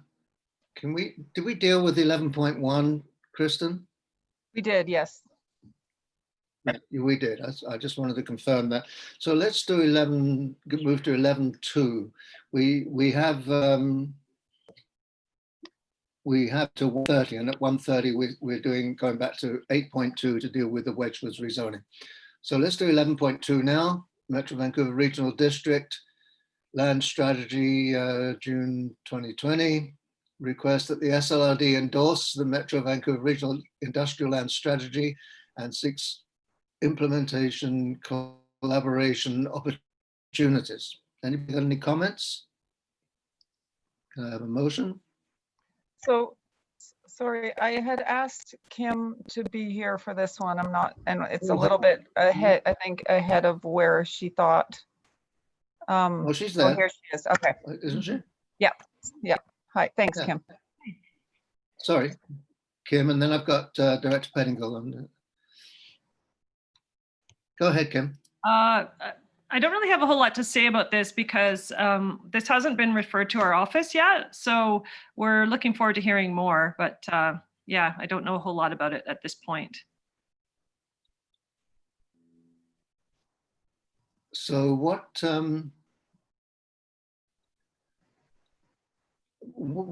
would you recommend we do endorse it, or that we wait until we have more information? A little bit more information would be great. Neither Claire and I have heard anything from Metro on this. Okay. I think is initiating that process, so perhaps we could just refer this to staff. Okay, Director Pettingill. Yeah, and maybe I'll do that after my comments. I called a couple Vancouver councillors and a District North Vancouver councillor just to get their thoughts on this, because when I read it through, it's really inadequate in terms of climate action. And I got a fair bit of agreement with those I spoke to. One person said they were comfortable with that because they think there's a climate action plan coming, which is going to further direct this. But I also, there are some big gaps for me in terms of when you think about the housing crisis in the area, and it doesn't really seem to address that well. And I understand the need to address industrial lands, but in terms of changing technologies and employment and all of these things, there are some really big gaps in it for me. So I'd be happy to refer this to staff for a little bit more thought and analysis. So if no one else has comments, I'll make that motion to refer this to staff. Thank you. Can I have a seconder for that? Seconded by Director Birch-Jones. Any other comments or questions?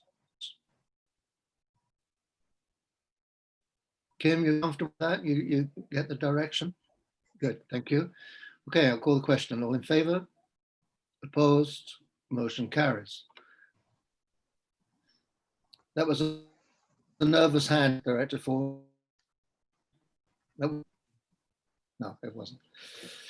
Okay, 11.3. Yep. Request for support Squamish Food Policy Council draft Good Food Procurement Program. So Kristen, I forgot to ask you, have we got anybody speaking to this?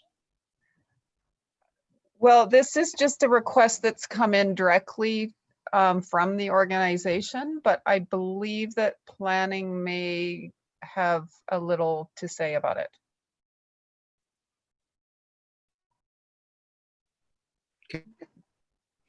Actually, Alex was handling this file, so I don't have a whole lot to say about it. And Alex doesn't appear to be on the Zoom meeting.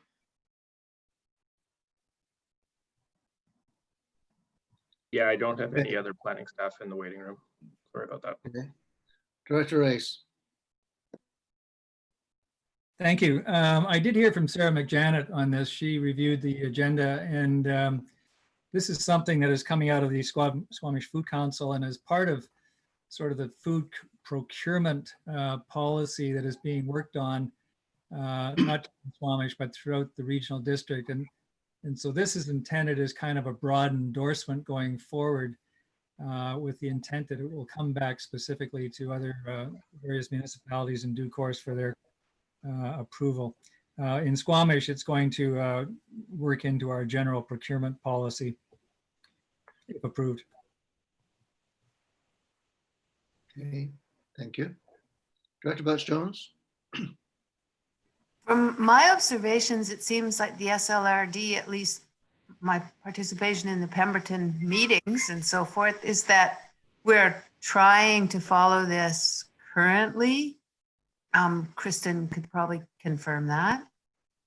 And I just wanted to confirm that this didn't result in farmers having to do more paperwork. Otherwise, I'm good with it.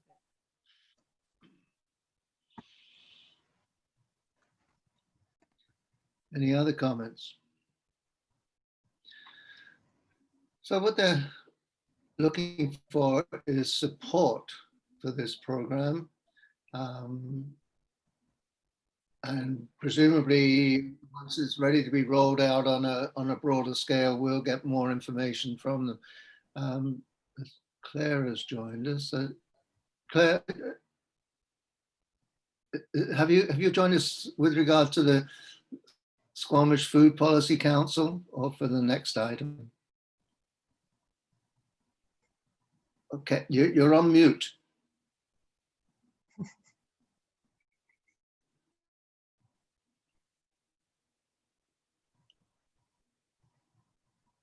You're still on mute. Pardon There you me, go. thank There you you. go. So yes, joining in regards to the Good Food Procurement Program. Thank you. Please share it with us. Pardon me? What would you like to share with us? Certainly. So this correspondence is really coming from the Squamish Food Policy Council, and they are through this correspondence to the board requesting endorsement of the sort of good food procurement program in general, but really the pledge and policy. And as is highlighted in the letter, it really is sort of an initial endorsement, and there is more of a program that will be rolled out, but that this initial request is to do with just endorsing the pledge in general. Okay, thank you. That's helpful. So could I have a motion then to do just that, to endorse this initiative? Moved by Director Race, seconded by Director Ford. Any further discussion? Call the question. In favor? Opposed? Motion carries. Good, thank you. Okay. And now we come to the big event. 11.4, request for support, new name for British Columbia. Anybody have any, Director Ford? I would just move receipt. That's seconded by Director Birch-Jones, by the looks of things. Any comments? No. I'll call the question. Sorry, Director Peddington. Well, I actually really like. No, I really like the idea. I'm just hesitant about the requirement for a short, easily pronounceable name because that's very subjective. So I think this needs a bit of work before it gets moved on. But I really like the idea, actually. Yeah. So, Chair Rachel. Yes, Director Mack. Yeah, I don't like the idea. Think about the cost of changing every letterhead, everything associated with British Columbia. I mean, it's just ridiculous. So that's my take on it all. Okay. Director Richmond. Since we do have a couple minutes before our next presentation, I now feel compelled to chime in and say, I hear there is a great cost to it, and I'm not sure this letter off the cuff is something that we would decide and endorse here and now, but I do think it's important to recognize that our name and flag do incorporate colonialist history, and perhaps there is a discussion to be had there over time.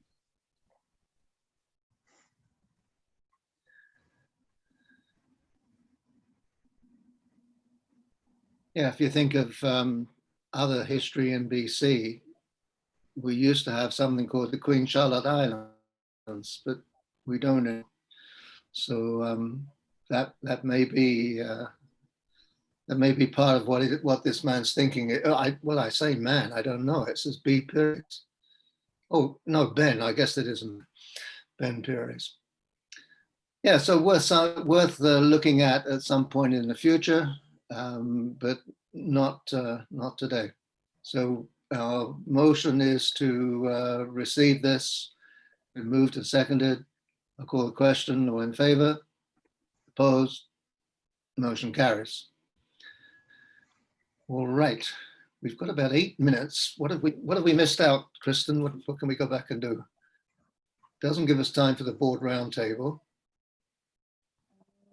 because Squamish will need all 8 minutes of that.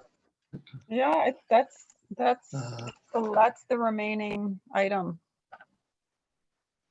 Okay. 10.1.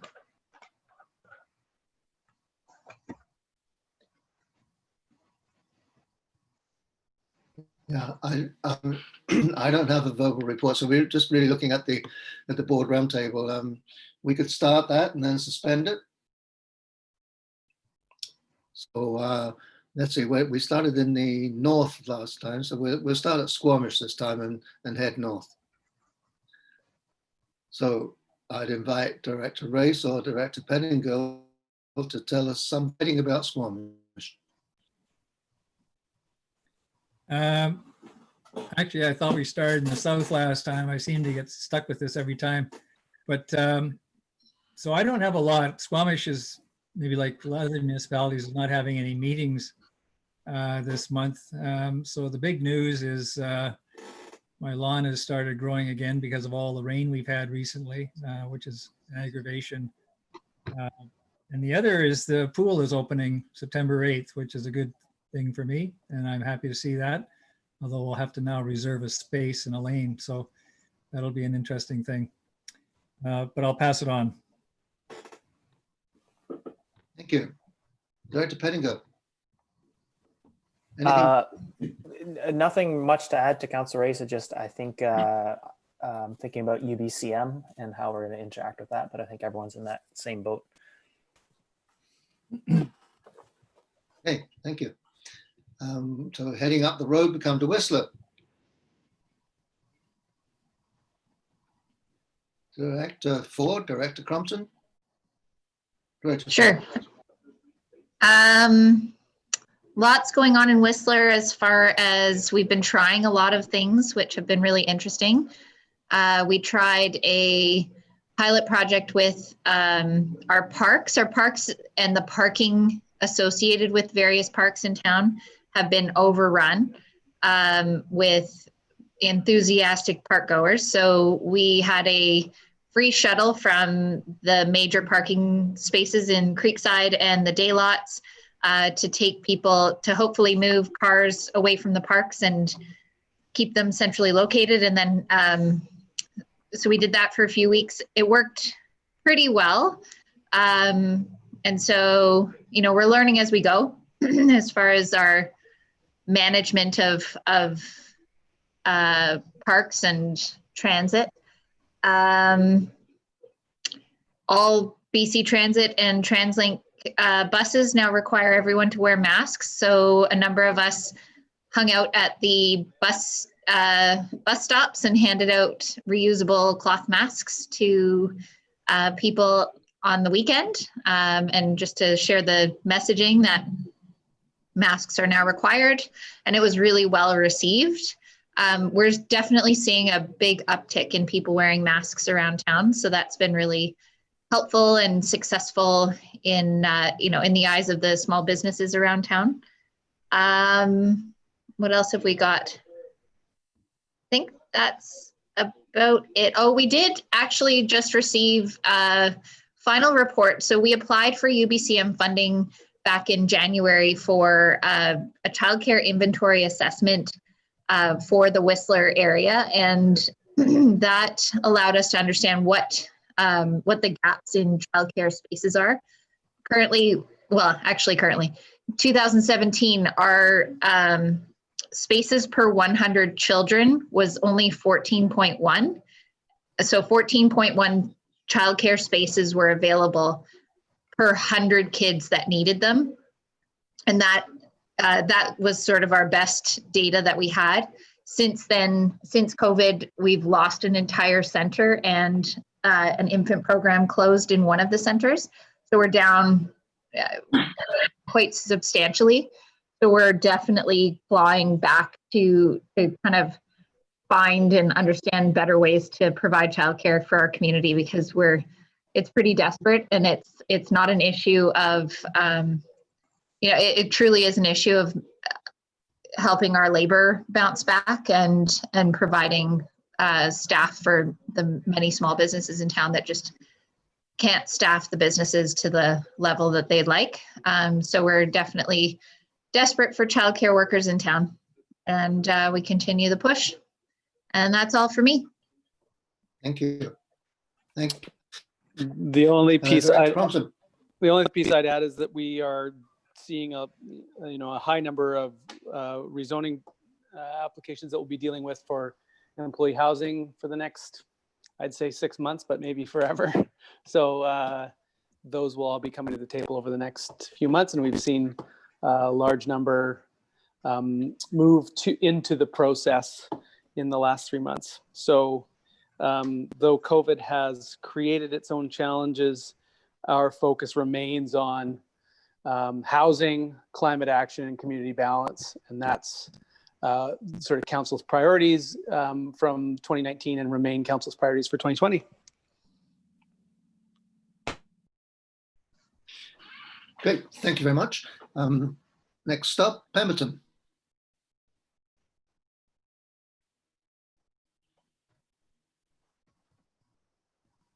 I really have a minute and a half. Really quickly, we haven't had regular meetings for the month of August. I have continued to have mayor's task force meetings, mayor's task force on recovery and resilience with regards to COVID.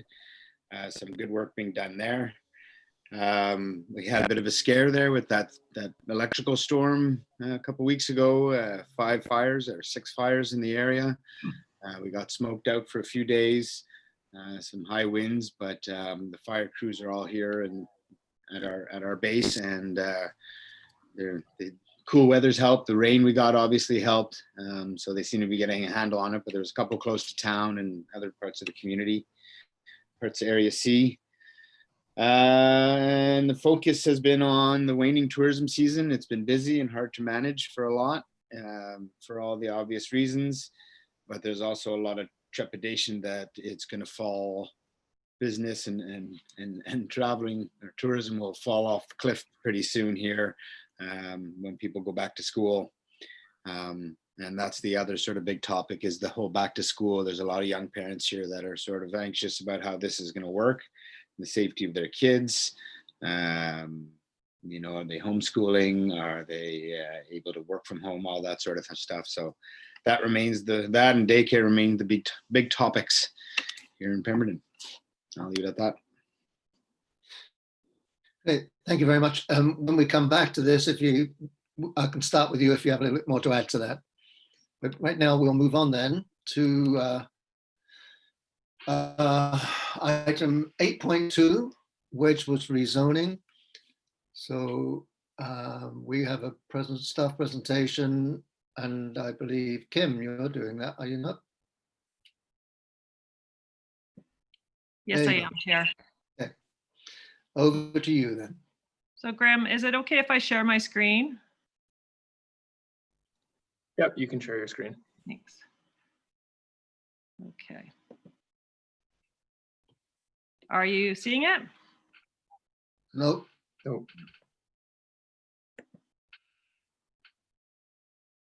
Hold on. Share screen.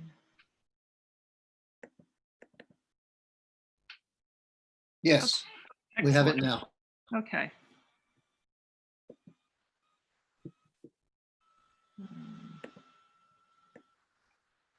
Okay, so I'm going to talk a little bit about the Wedgwoods presentation.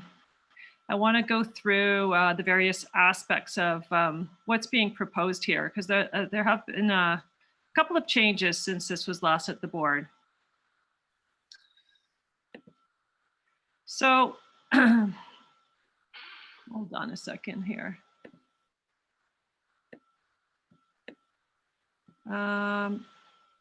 Okay.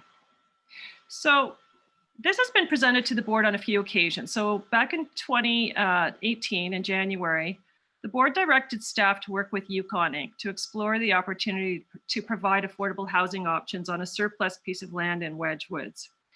And in March of 2019, Yukon appeared as a delegation to the board. They again appeared as a delegation in April to provide answers to some of the matters that were raised in March. And the board gave permission to proceed with the submission of an application for rezoning at that point. In May of 2019, Yukon submitted a rezoning application, which we've been working on ever since. And in June, the board gave permission to proceed with review. So there's been a major change since the last time the board saw this. In response to a concern about there being remainder lands that may be subject to ongoing rezoning applications, Yukon has decided to donate the entirety of the remainder of District Lot 2247 to the SLRD on the west side of Highway 99. The proposed land donation, which could be used as a park or for anything the SLRD really wanted to do with it, is 120 hectares. It's just under 300 acres. The land includes the popular Kill Me, Thrill Me mountain biking trail. With the donation of this land, the SLRD would be in full control of the future use, which could include a fire hall if necessary. The Wedgwoods development would then have no future development potential. So I'm going to give you an overview of the proposal as it stands now. The development application is proposing that Yukon would gain 12 new single-family Bearland strata lots that would be added as phase 7 to the existing Wedgwoods neighborhood, which now has 6 phases. They are also proposing that in exchange for that, they would provide 36 covenanted non-market for-purchase townhomes and 16 covenanted rental units on the west side of Highway 99. On the other side of the district lot. It's all one district lot and it's hooked across the highway. The remainder, as I said earlier, the 120 hectares would be donated to the SLRD. The zoning would be designed also to include a number of amenity obligations, which I will describe later. The site plan does not appear to be showing up here. Oh, that's interesting. Okay, well, must be something to do with being live. I'm not sure. Oh, so here's a plan of the proposed phase 7 showing the 12 strata lots. So it's connected right next door to phase 6. On the final piece of land in Wedgwoods. With respect to the non-market for-purchase townhouses that are being proposed, the 36 townhouses would all be 3-bedroom units. The units would range from about 1,400 to just under 1,700 square feet. The developer is proposing to deliver those at a sale price of $315 per square foot, indexed to the Consumer Price Index. And there would be limits to resale increases to ensure affordability in perpetuity on terms consistent with the current standard charge terms utilized by the Whistler Housing Authority.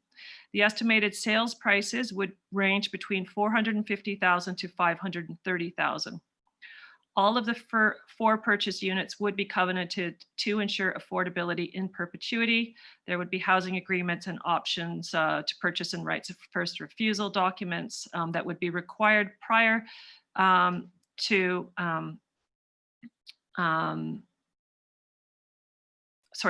required as part of the zoning amendment bylaw. And these would be prepared, these documents would be prepared before the public hearing. And these would be modeled on current covenants used by the Whistler Housing Authority. A lottery process is being proposed in order to fairly allocate the units. So for the 4 purchase units, what is being proposed is that the units would be assigned to eligible workers as follows. So 12 units would go to people who are working in electoral areas C or D, 11 units to workers in the RMOW, 11 units to Pemberton, and any unsubscribed units would go to the next person on the wait list. They are also proposing that 2 units be eligible to Yukon employees. This has been done in Whistler in the past as well, where developers will hold a couple of units for their own employees. So the developer has provided a paper that's attached as Appendix C, where they describe how they see the lottery process working. And again, that's open to change. So for the 16 rental apartments, there would be 8 one-bedrooms, 8 two-bedrooms. Yukon would retain full ownership of all units. They would be rented at $2 per square foot, or about $1,400 for a 700 square foot rental unit. Each would have a dirty storage locker for bikes and tires, and that would be located in the proposed garbage and recycling building.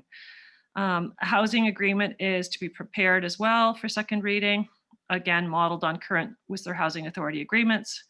Units for the rental, allocations for the rental units would be as follows: 6 units to the electoral area C or D, 5 units to the RMOW, 5 units to Pemberton. And again, any unsubscribed units would go to the next on the wait list. So in terms of phasing, the proposed zoning sets out the proposed staging of the land donation and other amenities, ensuring that the land donation must occur prior to submission of the 1st to 3rd building permit applications for the market strata lots. There is additional staging regarding the townhouses and apartments to ensure that 1, the non-market rental apartment building is constructed prior to submission of the 4th to 7th building permit applications for the market strata lots. That would ensure that we got that apartment building sort of front loaded in terms of the development phasing. And 2, the 16 non-market for purchase townhouses must be constructed prior to submission to the 8th to 12th building permit applications for the market strata lots. So just to summarize the community amenities that are being proposed by Yukon. I spoke earlier about the donation of the 120 hectares of parkland to the SLRD in exchange for a charitable tax receipt in an amount equal to the most recent assessed value. They would provide the construction of 16 non-market covenanted rental units at non-market lease rates, construction of 36 non-market covenanted for purchase townhomes at non-market purchase prices, with the initial sale price limited to $315 per square foot. They would provide 2 hybrid or electric car share vehicles and the subsidization of a car share program for 2 years from the date at which all units are occupied. This would be available to all strata units, and after the 2-year period, this would be the responsibility of the strata corporation to continue or not. They would provide 5 electric vehicle charging stations on the affordable housing side of the property on the west side. They would provide a children's play area and play structure on the affordable housing site, a garbage and recycling building with a mail kiosk, as well as the bicycle storage units for the apartment buildings, which won't have garages. They would provide a bus lay-by on the south lane of the highway and bus shelters on both sides of the highway. They would also be required to provide Highway 99 improvements as required by MOTI. They would have to also close the current hydro access south of the intersection, which has also been a goal of MOTI's. So in terms of SLRD policies, how does this fare? In 2020, we completed a housing need and demand study that was done in January and presented to the board. That study said that there is a need for more affordable housing options. There's limited rental supply and a high cost of renting. There is a high portion of homes that are owned by part-time residents in various parts of the region. There's a concern about distance to healthcare, emergencies, and amenities in some areas, particularly in places like Darcy.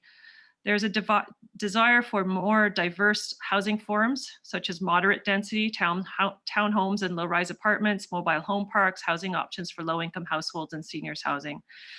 There's very limited land in the SLRD for housing development, and there are many restrictions posed by the amount of ALR land that goes through the SLRD, where we can't actually do affordable housing because there are regulations by the ALC.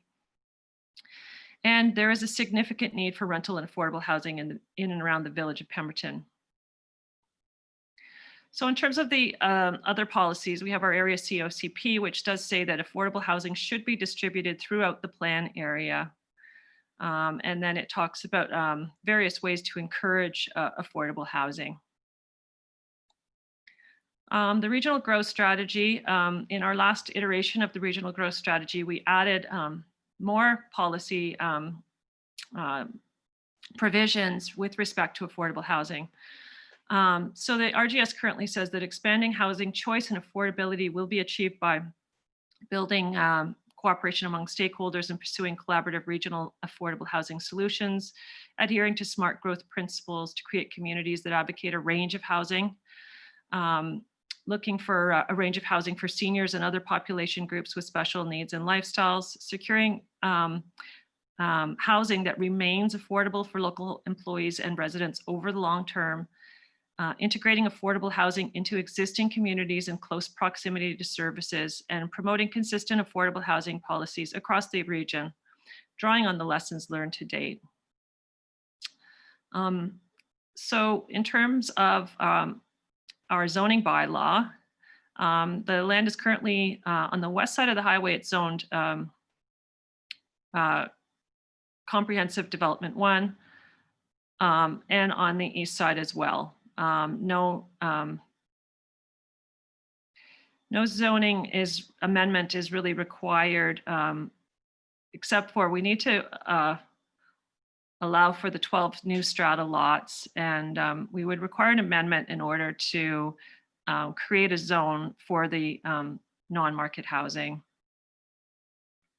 In terms of electoral area C official community plan, the west side where the non-market housing is proposed is zoned rural residential, and the remainder of the land that, or sorry, I should say not zoned, but designated as rural residential.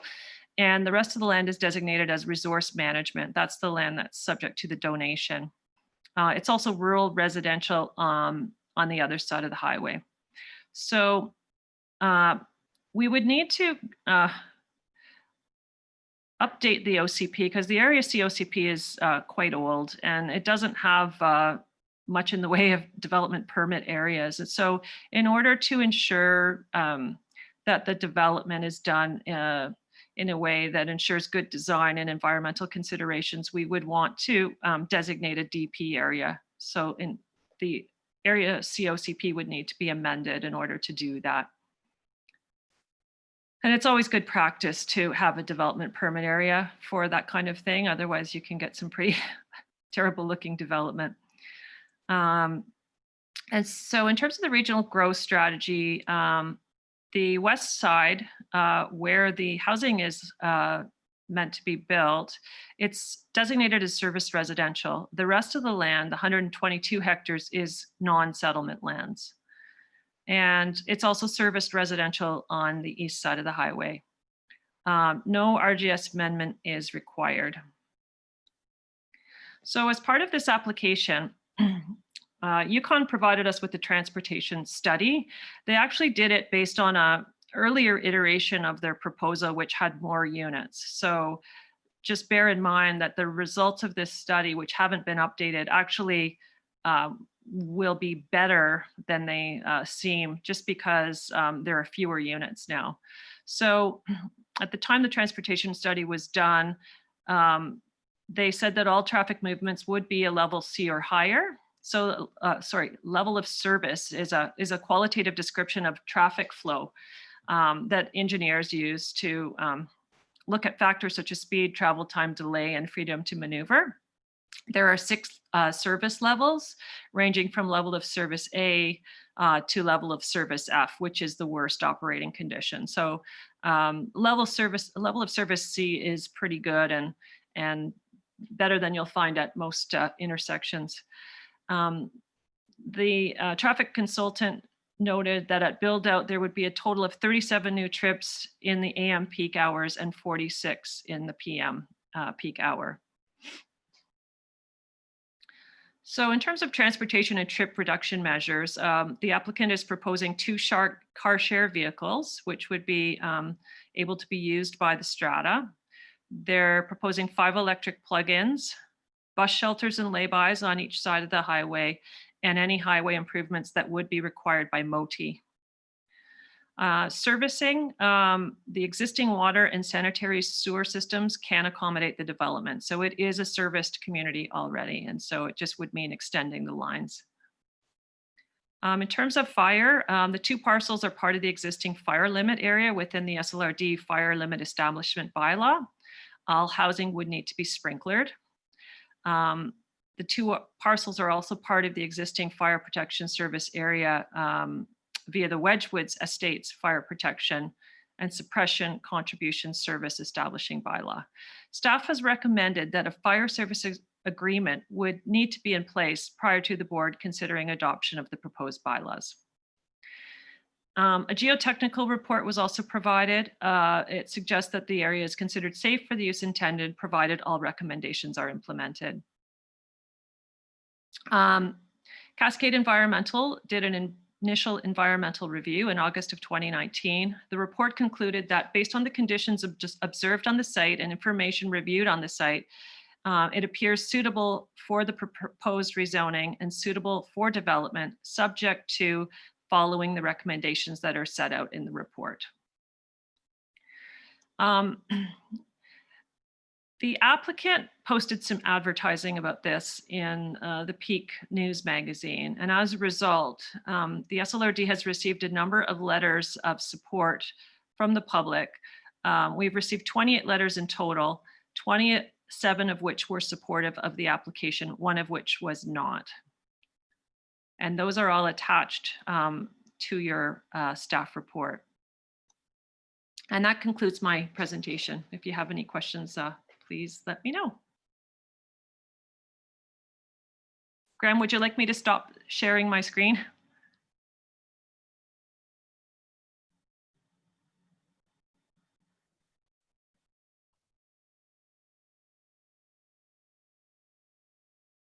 I stopped it. Sorry. Thank you. Okay, I noticed that.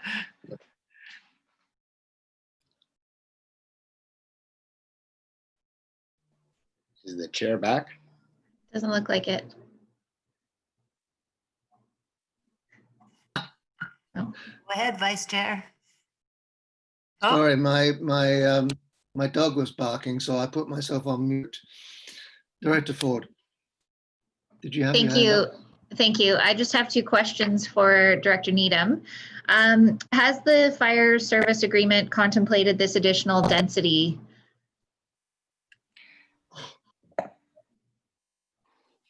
I would actually like to defer to Graham or Kristen, whoever is more appropriate, because they've been dealing with the fire services agreement more than I have. The fire services agreement certainly includes these parcels. Okay. It includes the entire district lot. Okay. Yeah, through the chair, that is correct. Yes, we did plan and accommodate for that in the maximum requisition in the establishing bylaw, and the RMOW fire chief is aware of that eventuality as well. Okay, great. And my second question is, so I see the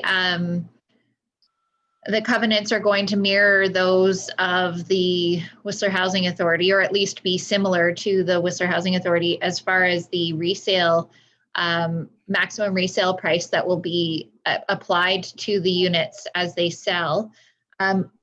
Does a covenant also contemplate the subsequent resale and how they will manage that going forward? Through the chair, yes, the covenants will contemplate resale, absolutely. And that will likely be managed through Yukon with some sort of referral to the SLRD to ensure that everything is going as per the covenants. But that will be brought forward at second reading. Thank you. I got Director Pettingill and then Director Richmond. Director Pettingill. Thank you. Just following up on that piece, there is some rental, affordable rental and so on. So who gets to manage this on an ongoing basis, like the wait lists and the policy changes, and presumably over time, once their housing authority adapts their policies with the time. So what's the plan for funding that and managing that and doing all that work? Through the chair, again, that will be brought forward at second reading. It will likely be that we'll create a whole bunch of checklists and procedures whereby Yukon manages and oversees the resales through probably a real estate firm, and that there is a referral to us on each resale to ensure that the covenants are being adhered to. Thank you. Director Richmond. So a couple of questions. So since the last time we've seen this application in terms of improvements or changes with regards to transportation, we'll start with transportation. The only thing being supplied at this point is layaways and bus shelters for transit. What about consideration of crossing the highway if people are actually getting off and on the bus? How are they safely crossing the highway on an uphill highway? Through the chair, any major improvements to the highway would be required by the approving officer at MOTI. And so if MOTI feels that this development triggers the need for, say, a pedestrian activated crossing, then they could require that. But likely, because this is a level of service C and the traffic is fairly infrequent, I would think it's unlikely that they would require that. I've seen a lot worse crossings than that. So it really would be up to the approving officer as to whether they would require that. Never a big fan of comparing things to the worst. I like comparing things to the best so that we can shoot for that instead. I feel there's real safety concerns crossing that highway there. It is an uphill. It's, you know, I feel like our highway will be down to a 60 zone all the way from Pemberton to Whistler. But anyway, I'll save comments for after. My other question was, if I understand correctly, with the reason, what needs to be rezoned and what doesn't, would a public hearing be triggered by this, and would it only be triggered on the 12 lots, or would it also be triggered on the west side? As with any rezoning, there would be a requirement for a public hearing, and the public, that would be for both the zoning bylaw and the official community plan amendment. So the zoning bylaw applies to both sides of the highway. So it establishes zoning for the 12 lots. It also establishes zoning for the 52 units of affordable housing. All of everything that's been presented today would be up for comment from the public. They'd have access to that. That's correct. Thank you. I'll save the rest of my comments till later. Chair. Thank you. I've got Director Race, then Director Crumpton. Director Race. Thank you. I'm actually not intimately familiar with the housing covenants from the Resort Municipality of Whistler, but my understanding is that these are intended to be for employee housing. And so I can understand a person having to be employed before they would qualify for ownership. What happens if they cease to be employed, period, or if they cease to be employed within Whistler or Pemberton or the immediate area, and maybe they're employed in Squamish, or maybe they're working at home for a company on the other side of the world, as seems to be popular today. Does that trigger a forced sale, or does the unit stay in the person's hands? Through the chair, that level of detail hasn't been contemplated yet. So I think the applicant was hoping to get through first reading first, and then by the time this reaches second hearing, or second reading, I should say, there would be more of an opportunity to review how standard covenants could be put in place that would address all of those eventualities. Thank you. Director Crompton? Thank you, Chair. How many lots are there in the existing Wedgwoods development, parcel 1 through 6? Through the chair, there are 108 Bearland strata lots in Wedgwoods. And how many building permits have been granted in Wedgwoods so far? Oh boy, I do not know the answer to that. My guess would be that probably a third of the lots would have been constructed by now, maybe half. So there's still a significant number yet to receive building permit? Yeah, I would say so. Great. Why did the SLRD register a conservation covenant on the west side of the highway? Well, the idea of the conservation covenant was to not see further development there. Okay. And my understanding of smart growth is that you service commercial and infrastructure to support communities are available so that people can walk to those services. Is that a fair analysis? Is that walkability is important to smart growth? Generally speaking, yes.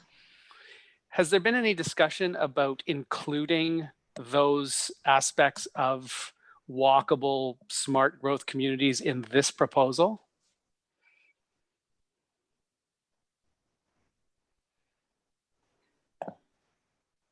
I'm not quite sure what you're asking. Are you suggesting that there be like more neighborhood commercial for people to walk to in this area? I'm asking whether that's been discussed. I don't think there's been a discussion that we introduce more commercial development to make this, more of a complete community. I mean, this is essentially a bedroom community. It's a serviced residential bedroom community. So it's not going to be smart growth in the traditional sense. However, there is a small community there right now. There are amenities there. There's an amenity building. The developer has also recently talked to me about perhaps allowing that amenity building to be used as a daycare, and was wondering whether that should be included in this application. So there is the thought that at some point they would like to see a daycare in the amenity building. There's been somebody who has come forward and was wanting to operate a daycare there. So yeah, I mean, I guess this development is what it is. It's a neighborhood that's outside of the member municipalities. However, it is about a 6-minute drive from the Rainbow Commercial Center, which provides groceries and a liquor store and a number of other amenities. So it's as close to the grocery store as many of the neighborhoods in Whistler are currently. Yeah, which was required as part of the Rainbow subdivision because it provided a walkable smart growth node within our community. But that's more of a comment than a question. I have one further question, which was, has there been any review of the success of strata car share programs after the developer funding responsibility expires?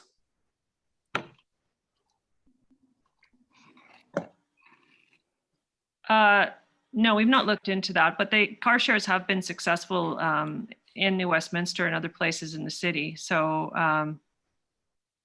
Oh, I understand car shares have been successful, but in a situation like this, I think what we're contemplating, what's being proposed is that don't worry about the fact that there won't be transit immediately. There'll be this car share program that will be there for 2 years and then it'll transfer to the strata.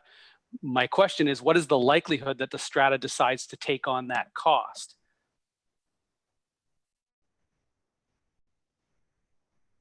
Through the chair, that I don't know that that's a question I can answer. I mean, the strata is not in existence, and there's no, it's very hard to anticipate what the strata in the future would say. However, if the car share is well utilized and is a smashing success for people who live there, I don't see why they wouldn't want to support it. And that's why I would say a review of other programs where the developer responsibility expires would be instructive for us as we consider this. Those are my questions. Thank you, Chair. Thank you, Director Crompton. I have Director Richmond, then Director Pettingill. Sorry, one question I forgot to ask. Would this project be subject to cash community amenity contributions, or are the contributions all being met with the donation of the land? Through the chair, we do have an amenity policy. It's a very flexible policy. It's attached to your report. It typically requires $15,000 per single family lot, new single family lot. Now, it also states, though, that if other amenities are considered adequate, the board can opt to not ask for the $15,000 per lot. So it's it would be at the board's discretion as to whether they were satisfied with the level of amenities being provided. Okay, thanks. I think that's interesting with regards to, the resource land. It's resource zone land that's being donated. It sounds great, and protecting that area sounds good, but I want to make sure that it's already resource based. Is that the amenity contribution that makes sense if we were to go ahead? But thank you. That clears it up. Thank you, Director Richmond. I've got Director Pettingill, then Director. Is there any proposal that these be zero emissions homes, zero emissions buildings? Through the chair, it's very likely that by the time these buildings break ground, they will be subject to LEED standards.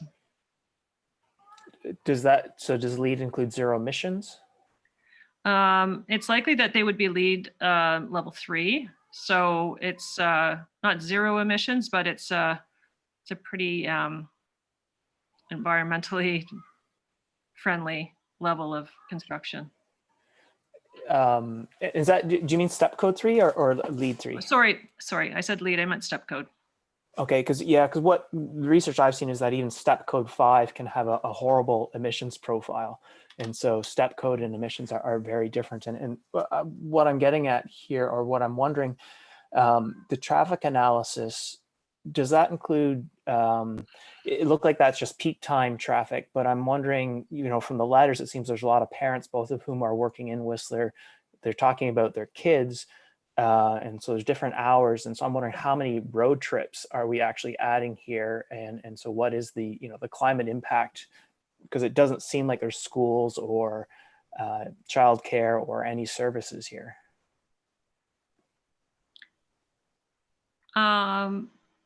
Sorry, I don't have the traffic study open in front of me. It is attached to your report, the whole study. So if they did look at total trips, it would be in that report. Okay, the kids would be going to Whistler schools though, presumably. Yes, it's in the Whistler catchment. Okay, that's good for now. Thank you. Thank you, Dr. Birch-Jones. Thank you. And I keep getting messages that my internet is unstable here. So there it is. I was a bit curious about the implications of a donation of land, 120 hectares. We're not a charity, so I don't know that we can give a charitable tax receipt. I just wondered about what our liabilities are around that, or our freedoms to do with I'd like a little more information from staff maybe next time on what the possibilities and what the liabilities are in that transaction. Thank you. Good, thank you. Kim. Through the chair, in response to Director Birch Jones's question, I did ask the Director of Finance about this, and she said that giving a tax receipt is not out of the ordinary for the SLRD to do. So that's one question, but I think the other one is just to understand better what the implications are for that donation. Or I can just follow that up on my own, but I'm curious about it.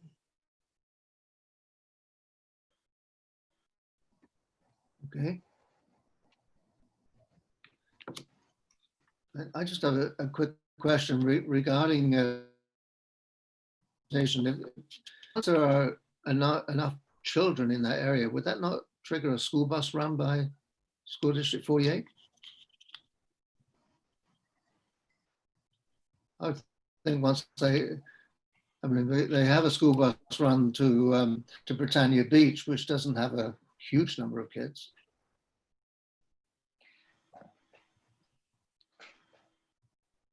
Yeah. Chair, we could refer the bylaw to School District 48 with a request for that information. Okay, thank you. Any other questions for Kim?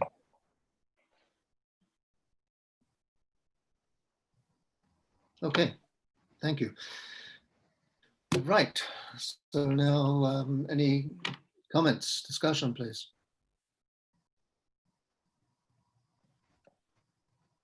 Chair, can you hear me? Yes, I can. Yeah. So anyways, I'm in favor of moving this forward, and that would be moving option 1, the preferred option from staff. Okay, so are you making that motion now? Yes, I am. Okay, could I have a seconder for that? Seconded by Director de Mayor. Director de Mayor. Go ahead.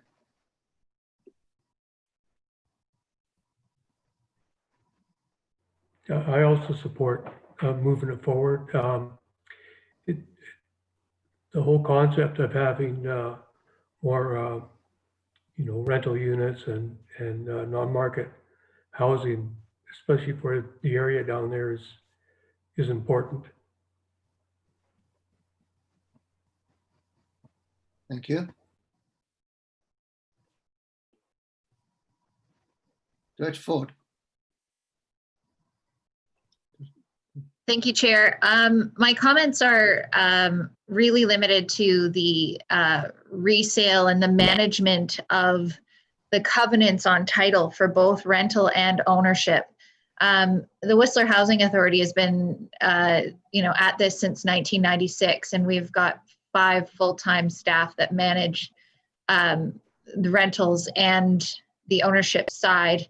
It is not something you do off the side of your desk. It is, and this is a smaller number of units than the Whistler Housing Authority has, but I do have some concerns about, does this put now a requirement on the regional district should the Yukon organization decide not to manage it afterwards? There's a lot of moving parts to wait lists, resales, eligibility, the application process, managing the wait list year after year, because this, if it's anything like it looks, it's clear from the letters of support that it's a desirable product. And of course, that has to be considered in context of the wait lists that are in Whistler and people seeing that this is a new wait list to jump on.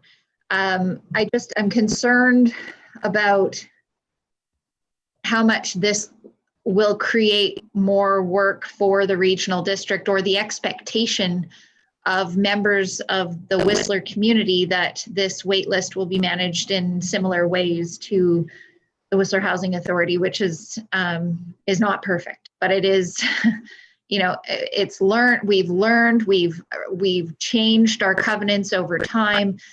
We learned some pretty steep lessons about resale values and tying those resale values to different market conditions. It is a difficult thing to manage, and I caution it's a challenging thing to do. So I wanted to put that out there for discussion or just for contemplation as we go forward. Thank you.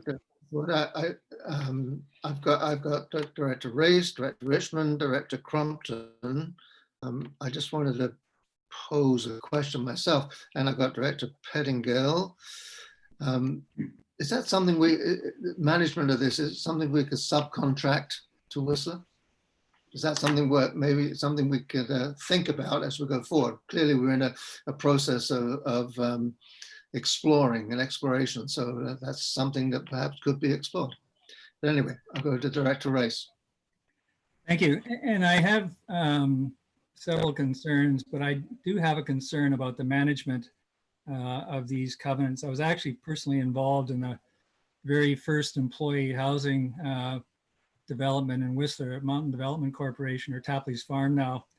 And ultimately the covenants there were all thrown out by court action. And so they became free market lots, and the attempt to keep them as employee housing failed.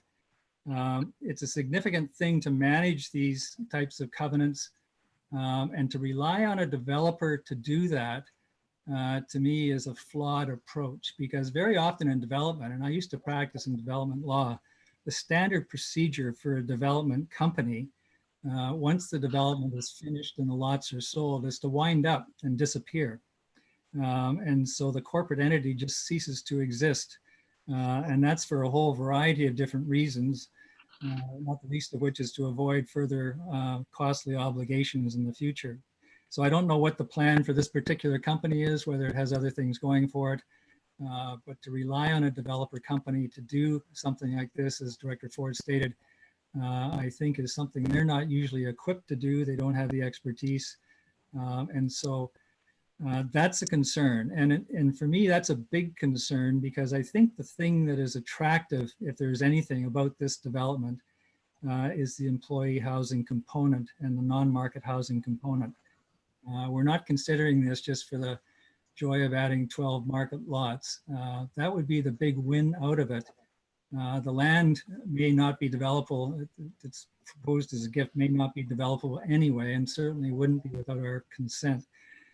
The other concern I have with this is just the development period.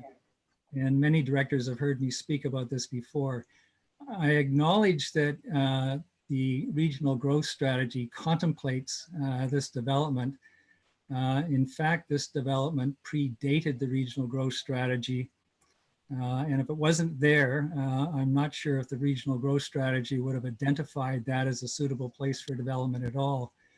From my perspective, when I got on council in 2008, and we immediately in 2009 got into a debate with the rest of the regional district about the regional growth strategy, the reason for having a regional growth strategy at all for me was to stop the pop-up developments like Wedgwood and the one at Porteau, which had occurred just before I got on council. And so here we are. Regional growth strategy contemplates it, but it was kind of an existing fait accompli, if you like, and there was no detailed discussion about it, at least that I took part in when the regional growth strategy was passed about this particular area. But it is the kind of thing that, from my perspective, the regional growth strategy does not encourage. We're trying to avoid highway sprawl. And that's what this is, nothing more. So I think this is in the wrong place. Normally, first reading for me is a relatively low threshold where the proposal is introduced, and then the local government board council or the regional district as an opportunity as it goes through readings to help it evolve and sometimes change things and work on some details that some of the questions have raised. And I've treated zoning applications that way, but where an application for me is just not in the ballpark at all, I will not support first reading. And this application for me is just not in the ballpark. I think it's the wrong place for development. It's the wrong place to add development.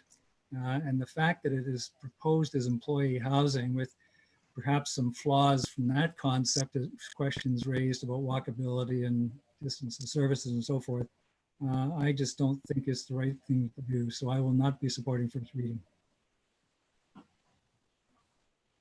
Thank you. Director Richmond?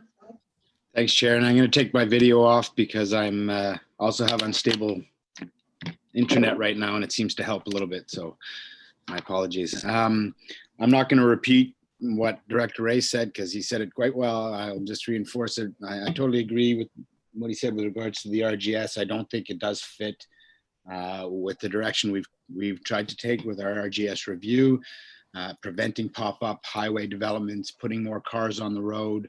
I think there's definite climate impacts to a development like that when there are no services that could be walked to. I think that, 52 units as well as the 12 new strata lots, but the 52 units alone represent 150 people, let's say, at least, because a lot of them are 3-bedroom. 150 to 200 people, that's a lot more people to put on the road. I think it's going to cause more congestion on the highway. The only allowance for transit are bus shelters. Currently, we have no buses running between Pemberton and Worcester. So first of all, the transit system between Worcester and Pemberton is paid entirely by Pemberton Area C and Lillooet.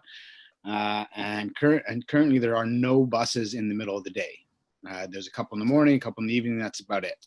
So there would be no transit available to this community midday, which assumes that everybody's going to therefore get in a car. And the transit that does go back and forth that we do have, especially in the morning, is generally full. So I don't see them being able to pick up passengers on the way by coming from Pemberton going towards Worcester.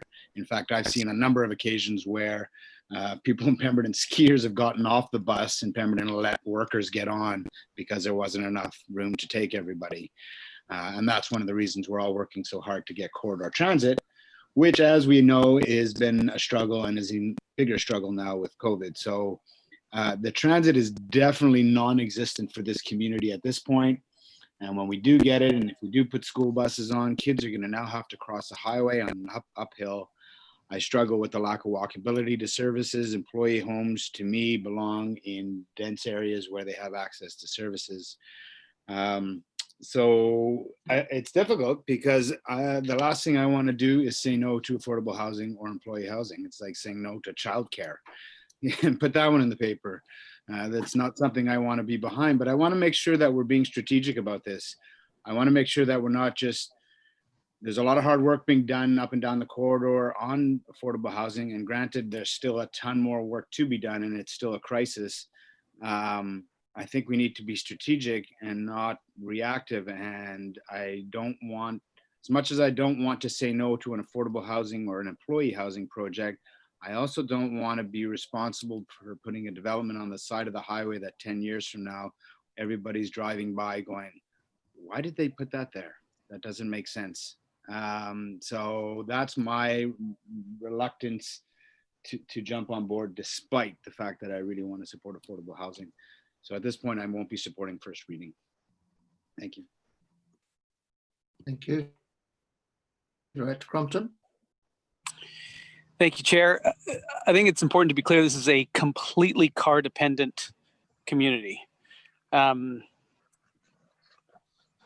proposal, as presented, provides a market development opportunity with employee housing as an SLRD amenity. And were we able to choose the location for our amenity, we would choose anywhere else. Maybe right next to Pemberton would be great.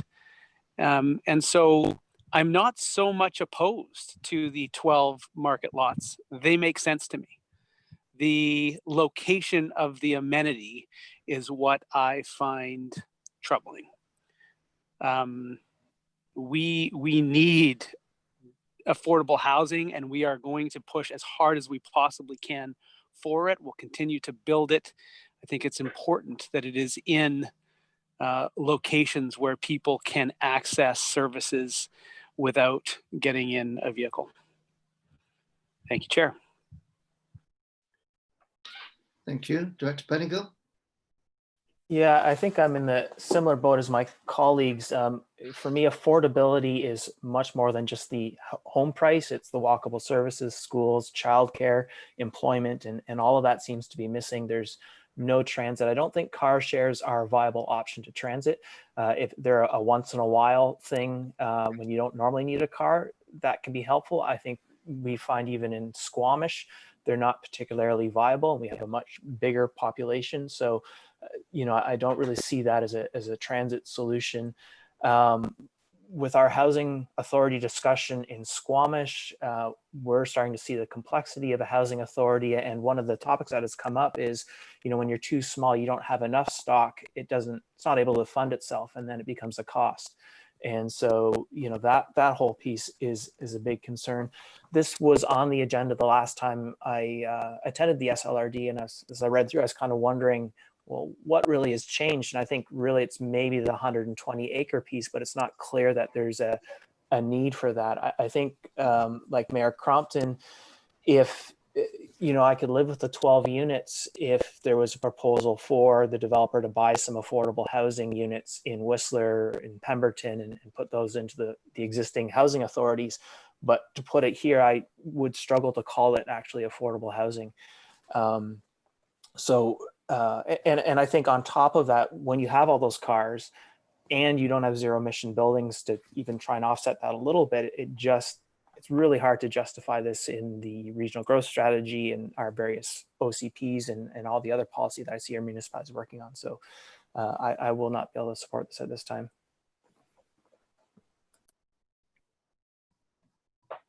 Chair, can I make a comment? Yeah, please do. Yep. Oh, I'm sorry. Director Mack, I'm sorry. I had Director Richmond first.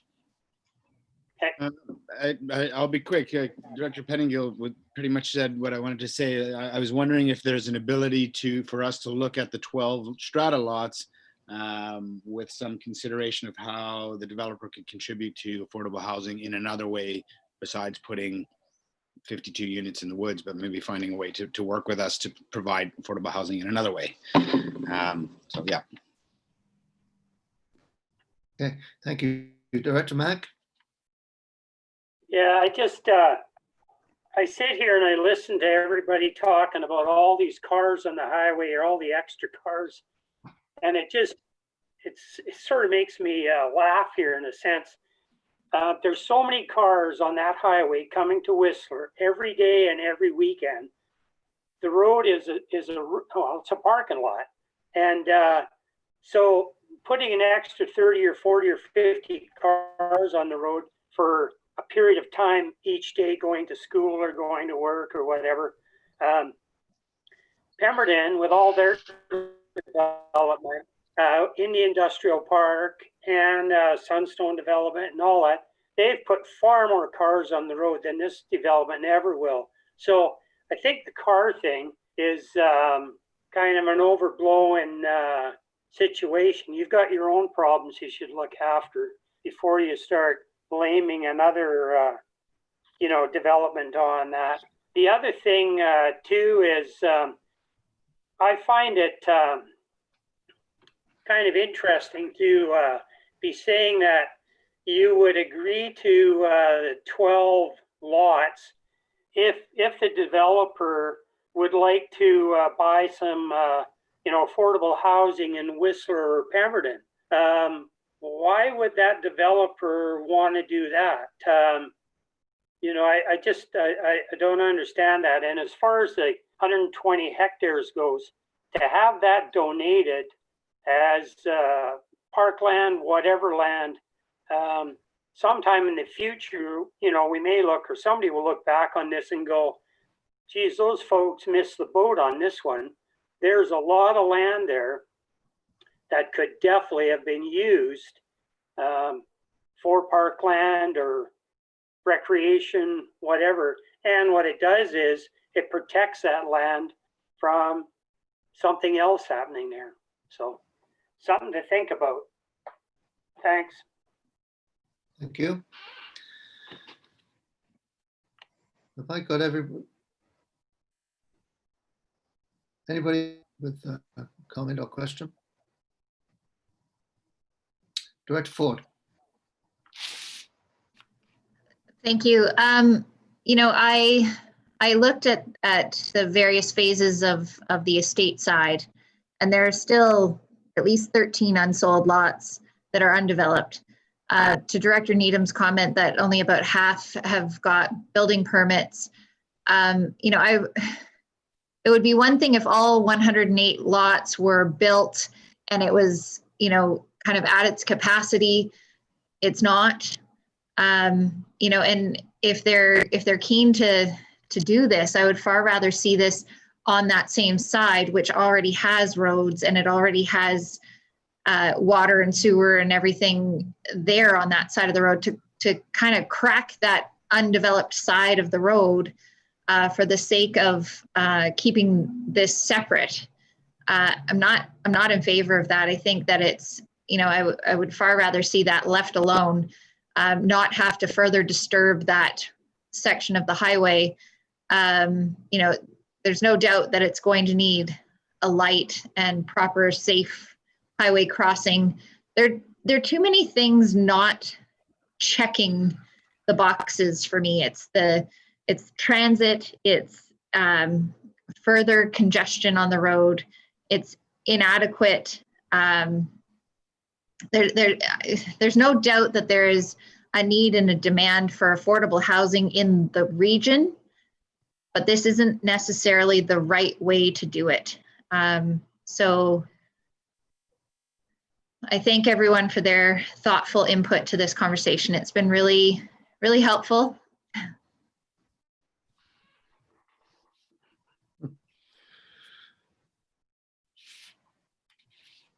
Okay, Director Needham.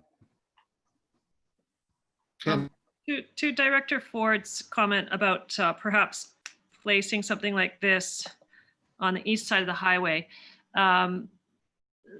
we looked at that as well. One of the issues is that you can't have a strata within a strata. And so that is the real problem with this, is that it's already a strata. And so you'd have to have a strata going through another strata. So according to the lawyer that I spoke with, it's just not a possibility to have it there because of that issue.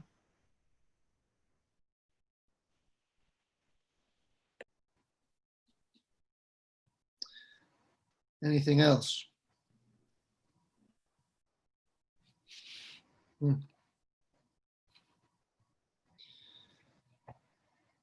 I think one of the things we perhaps need to do is come to an agreement about what we mean by affordable housing, because we seem to have different ideas or different standards. You know, if you have affordable housing, it must be walkability.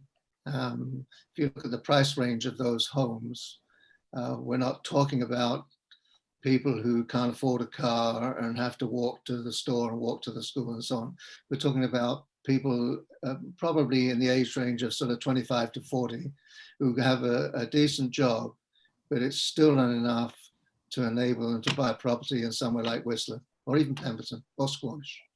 You start getting a home down to that sort of level, that $500,000, then it becomes possible for families where it is not possible right now.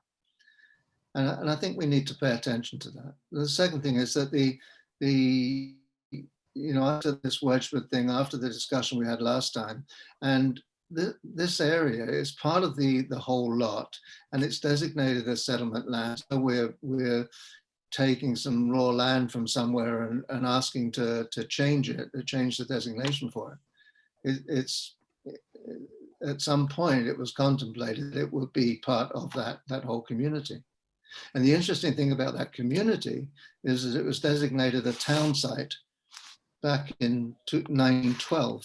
So it's not as though people hadn't thought about it in the past, about building a community there. So there we go. That's my 2 cents worth. Director DeMare. This is a question for Kim. Go ahead. When does it go to the public hearing? At what stage? A public hearing must be held before third reading. Okay, thank you. So we have a motion on the floor. Kristen, could you read it out to me, because it was a while ago? It's I think. it's the motion on the agenda. Okay. And it's my understanding was it was the 1, 2, 3, 4 on the agenda that were moved and seconded. To that.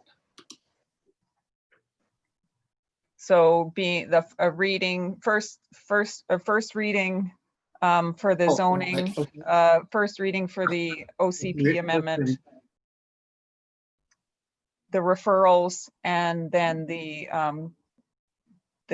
conditions or the requirements before adoption is considered. Okay. So are we clear on that? If you look at 8.2, I don't want to read through the whole thing, but those 4 that's that the motion covers those. Any final comments or questions before I call the question?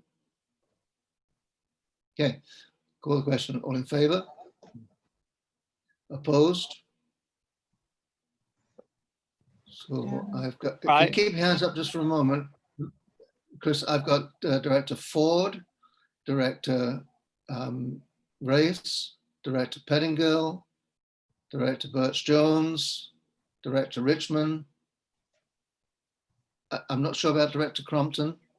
Yep, I'm opposed. And Director Crompton.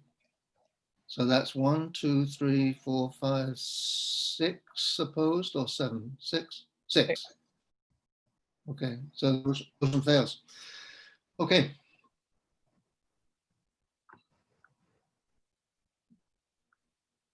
Thank you. And we'll go.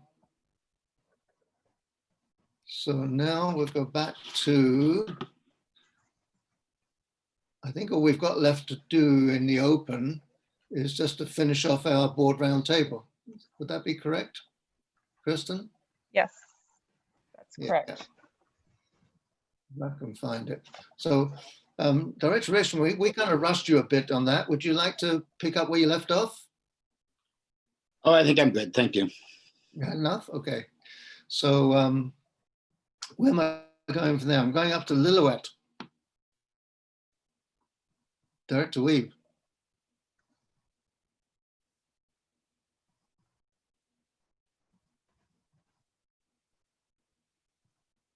No? You missed Russell. I was going to go through the electoral areas in a minute. I just went to the municipalities to start with. And then, Gotcha. Director Weeb? Hello? Sorry, I was trying to unmute. I don't have very Oh, there you go. report. We've been continuing to have socially distanced open council meetings in the gymnasium at the Recreation Center. It's working out not too badly. I think we have a little bit of difficulty with sound and video like we do on everything in all the meetings that we've had. We had a kickoff to our OCP planning, and they did it at the farmers market 2 weeks ago on a Friday, and we had quite a bit of input from local people going through the farmers market, which worked out really well. What else have we been doing? They're still advertising for constituents to sit on the Water Advisory Board, so we can move on a little further with plans for conservation and whatever else we need to do. Lots of planning and development and we are presently looking for an interim building inspector. So things are kind of at a stall right now, seeing as we've had some issues with our building inspector. And other than that, Tim Hortons is moving forward. The tentative date for opening is the end of September. The chicken place that everybody's asking about over by the Esso, tentatively opening the end of the year. And other than that, I'm looking forward to stopping these Zoom meetings, but I'm thinking it's not going to be anytime soon. Yeah. It sounds like you're going to be resort me of Lillooet before long. Well, maybe. Okay, so now we'll go through the rural areas. Let's start with you, Director Demare. Area A. I'm sure you're all aware of the grizzly attack that we had in the South Scope Mountain Park just about a week ago. The two individuals were just coming down out of the Alpine and into the subalpine, and the first rider got in between a grizzly sow and a cub and attacked. Luckily, the other partner had bear spray and used it, and the bear ran away.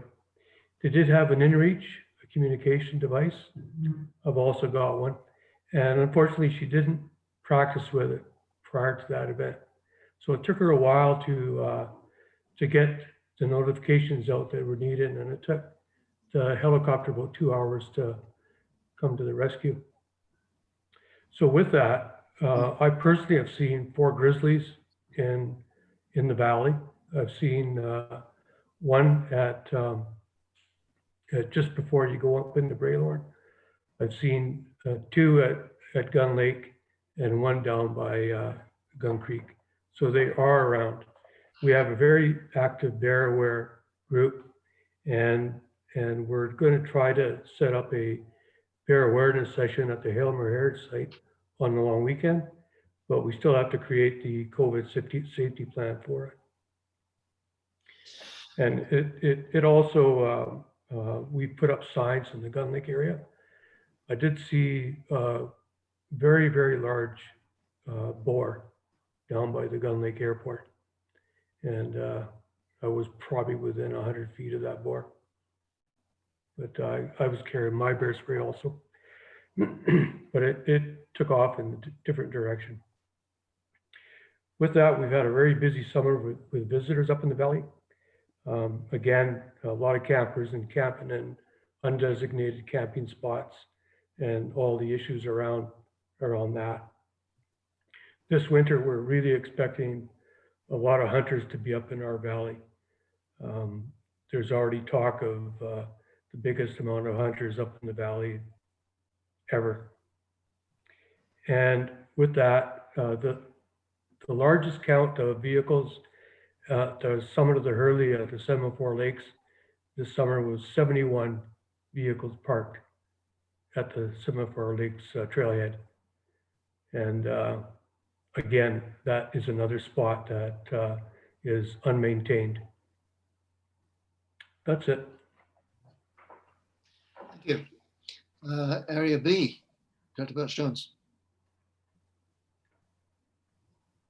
Thank you.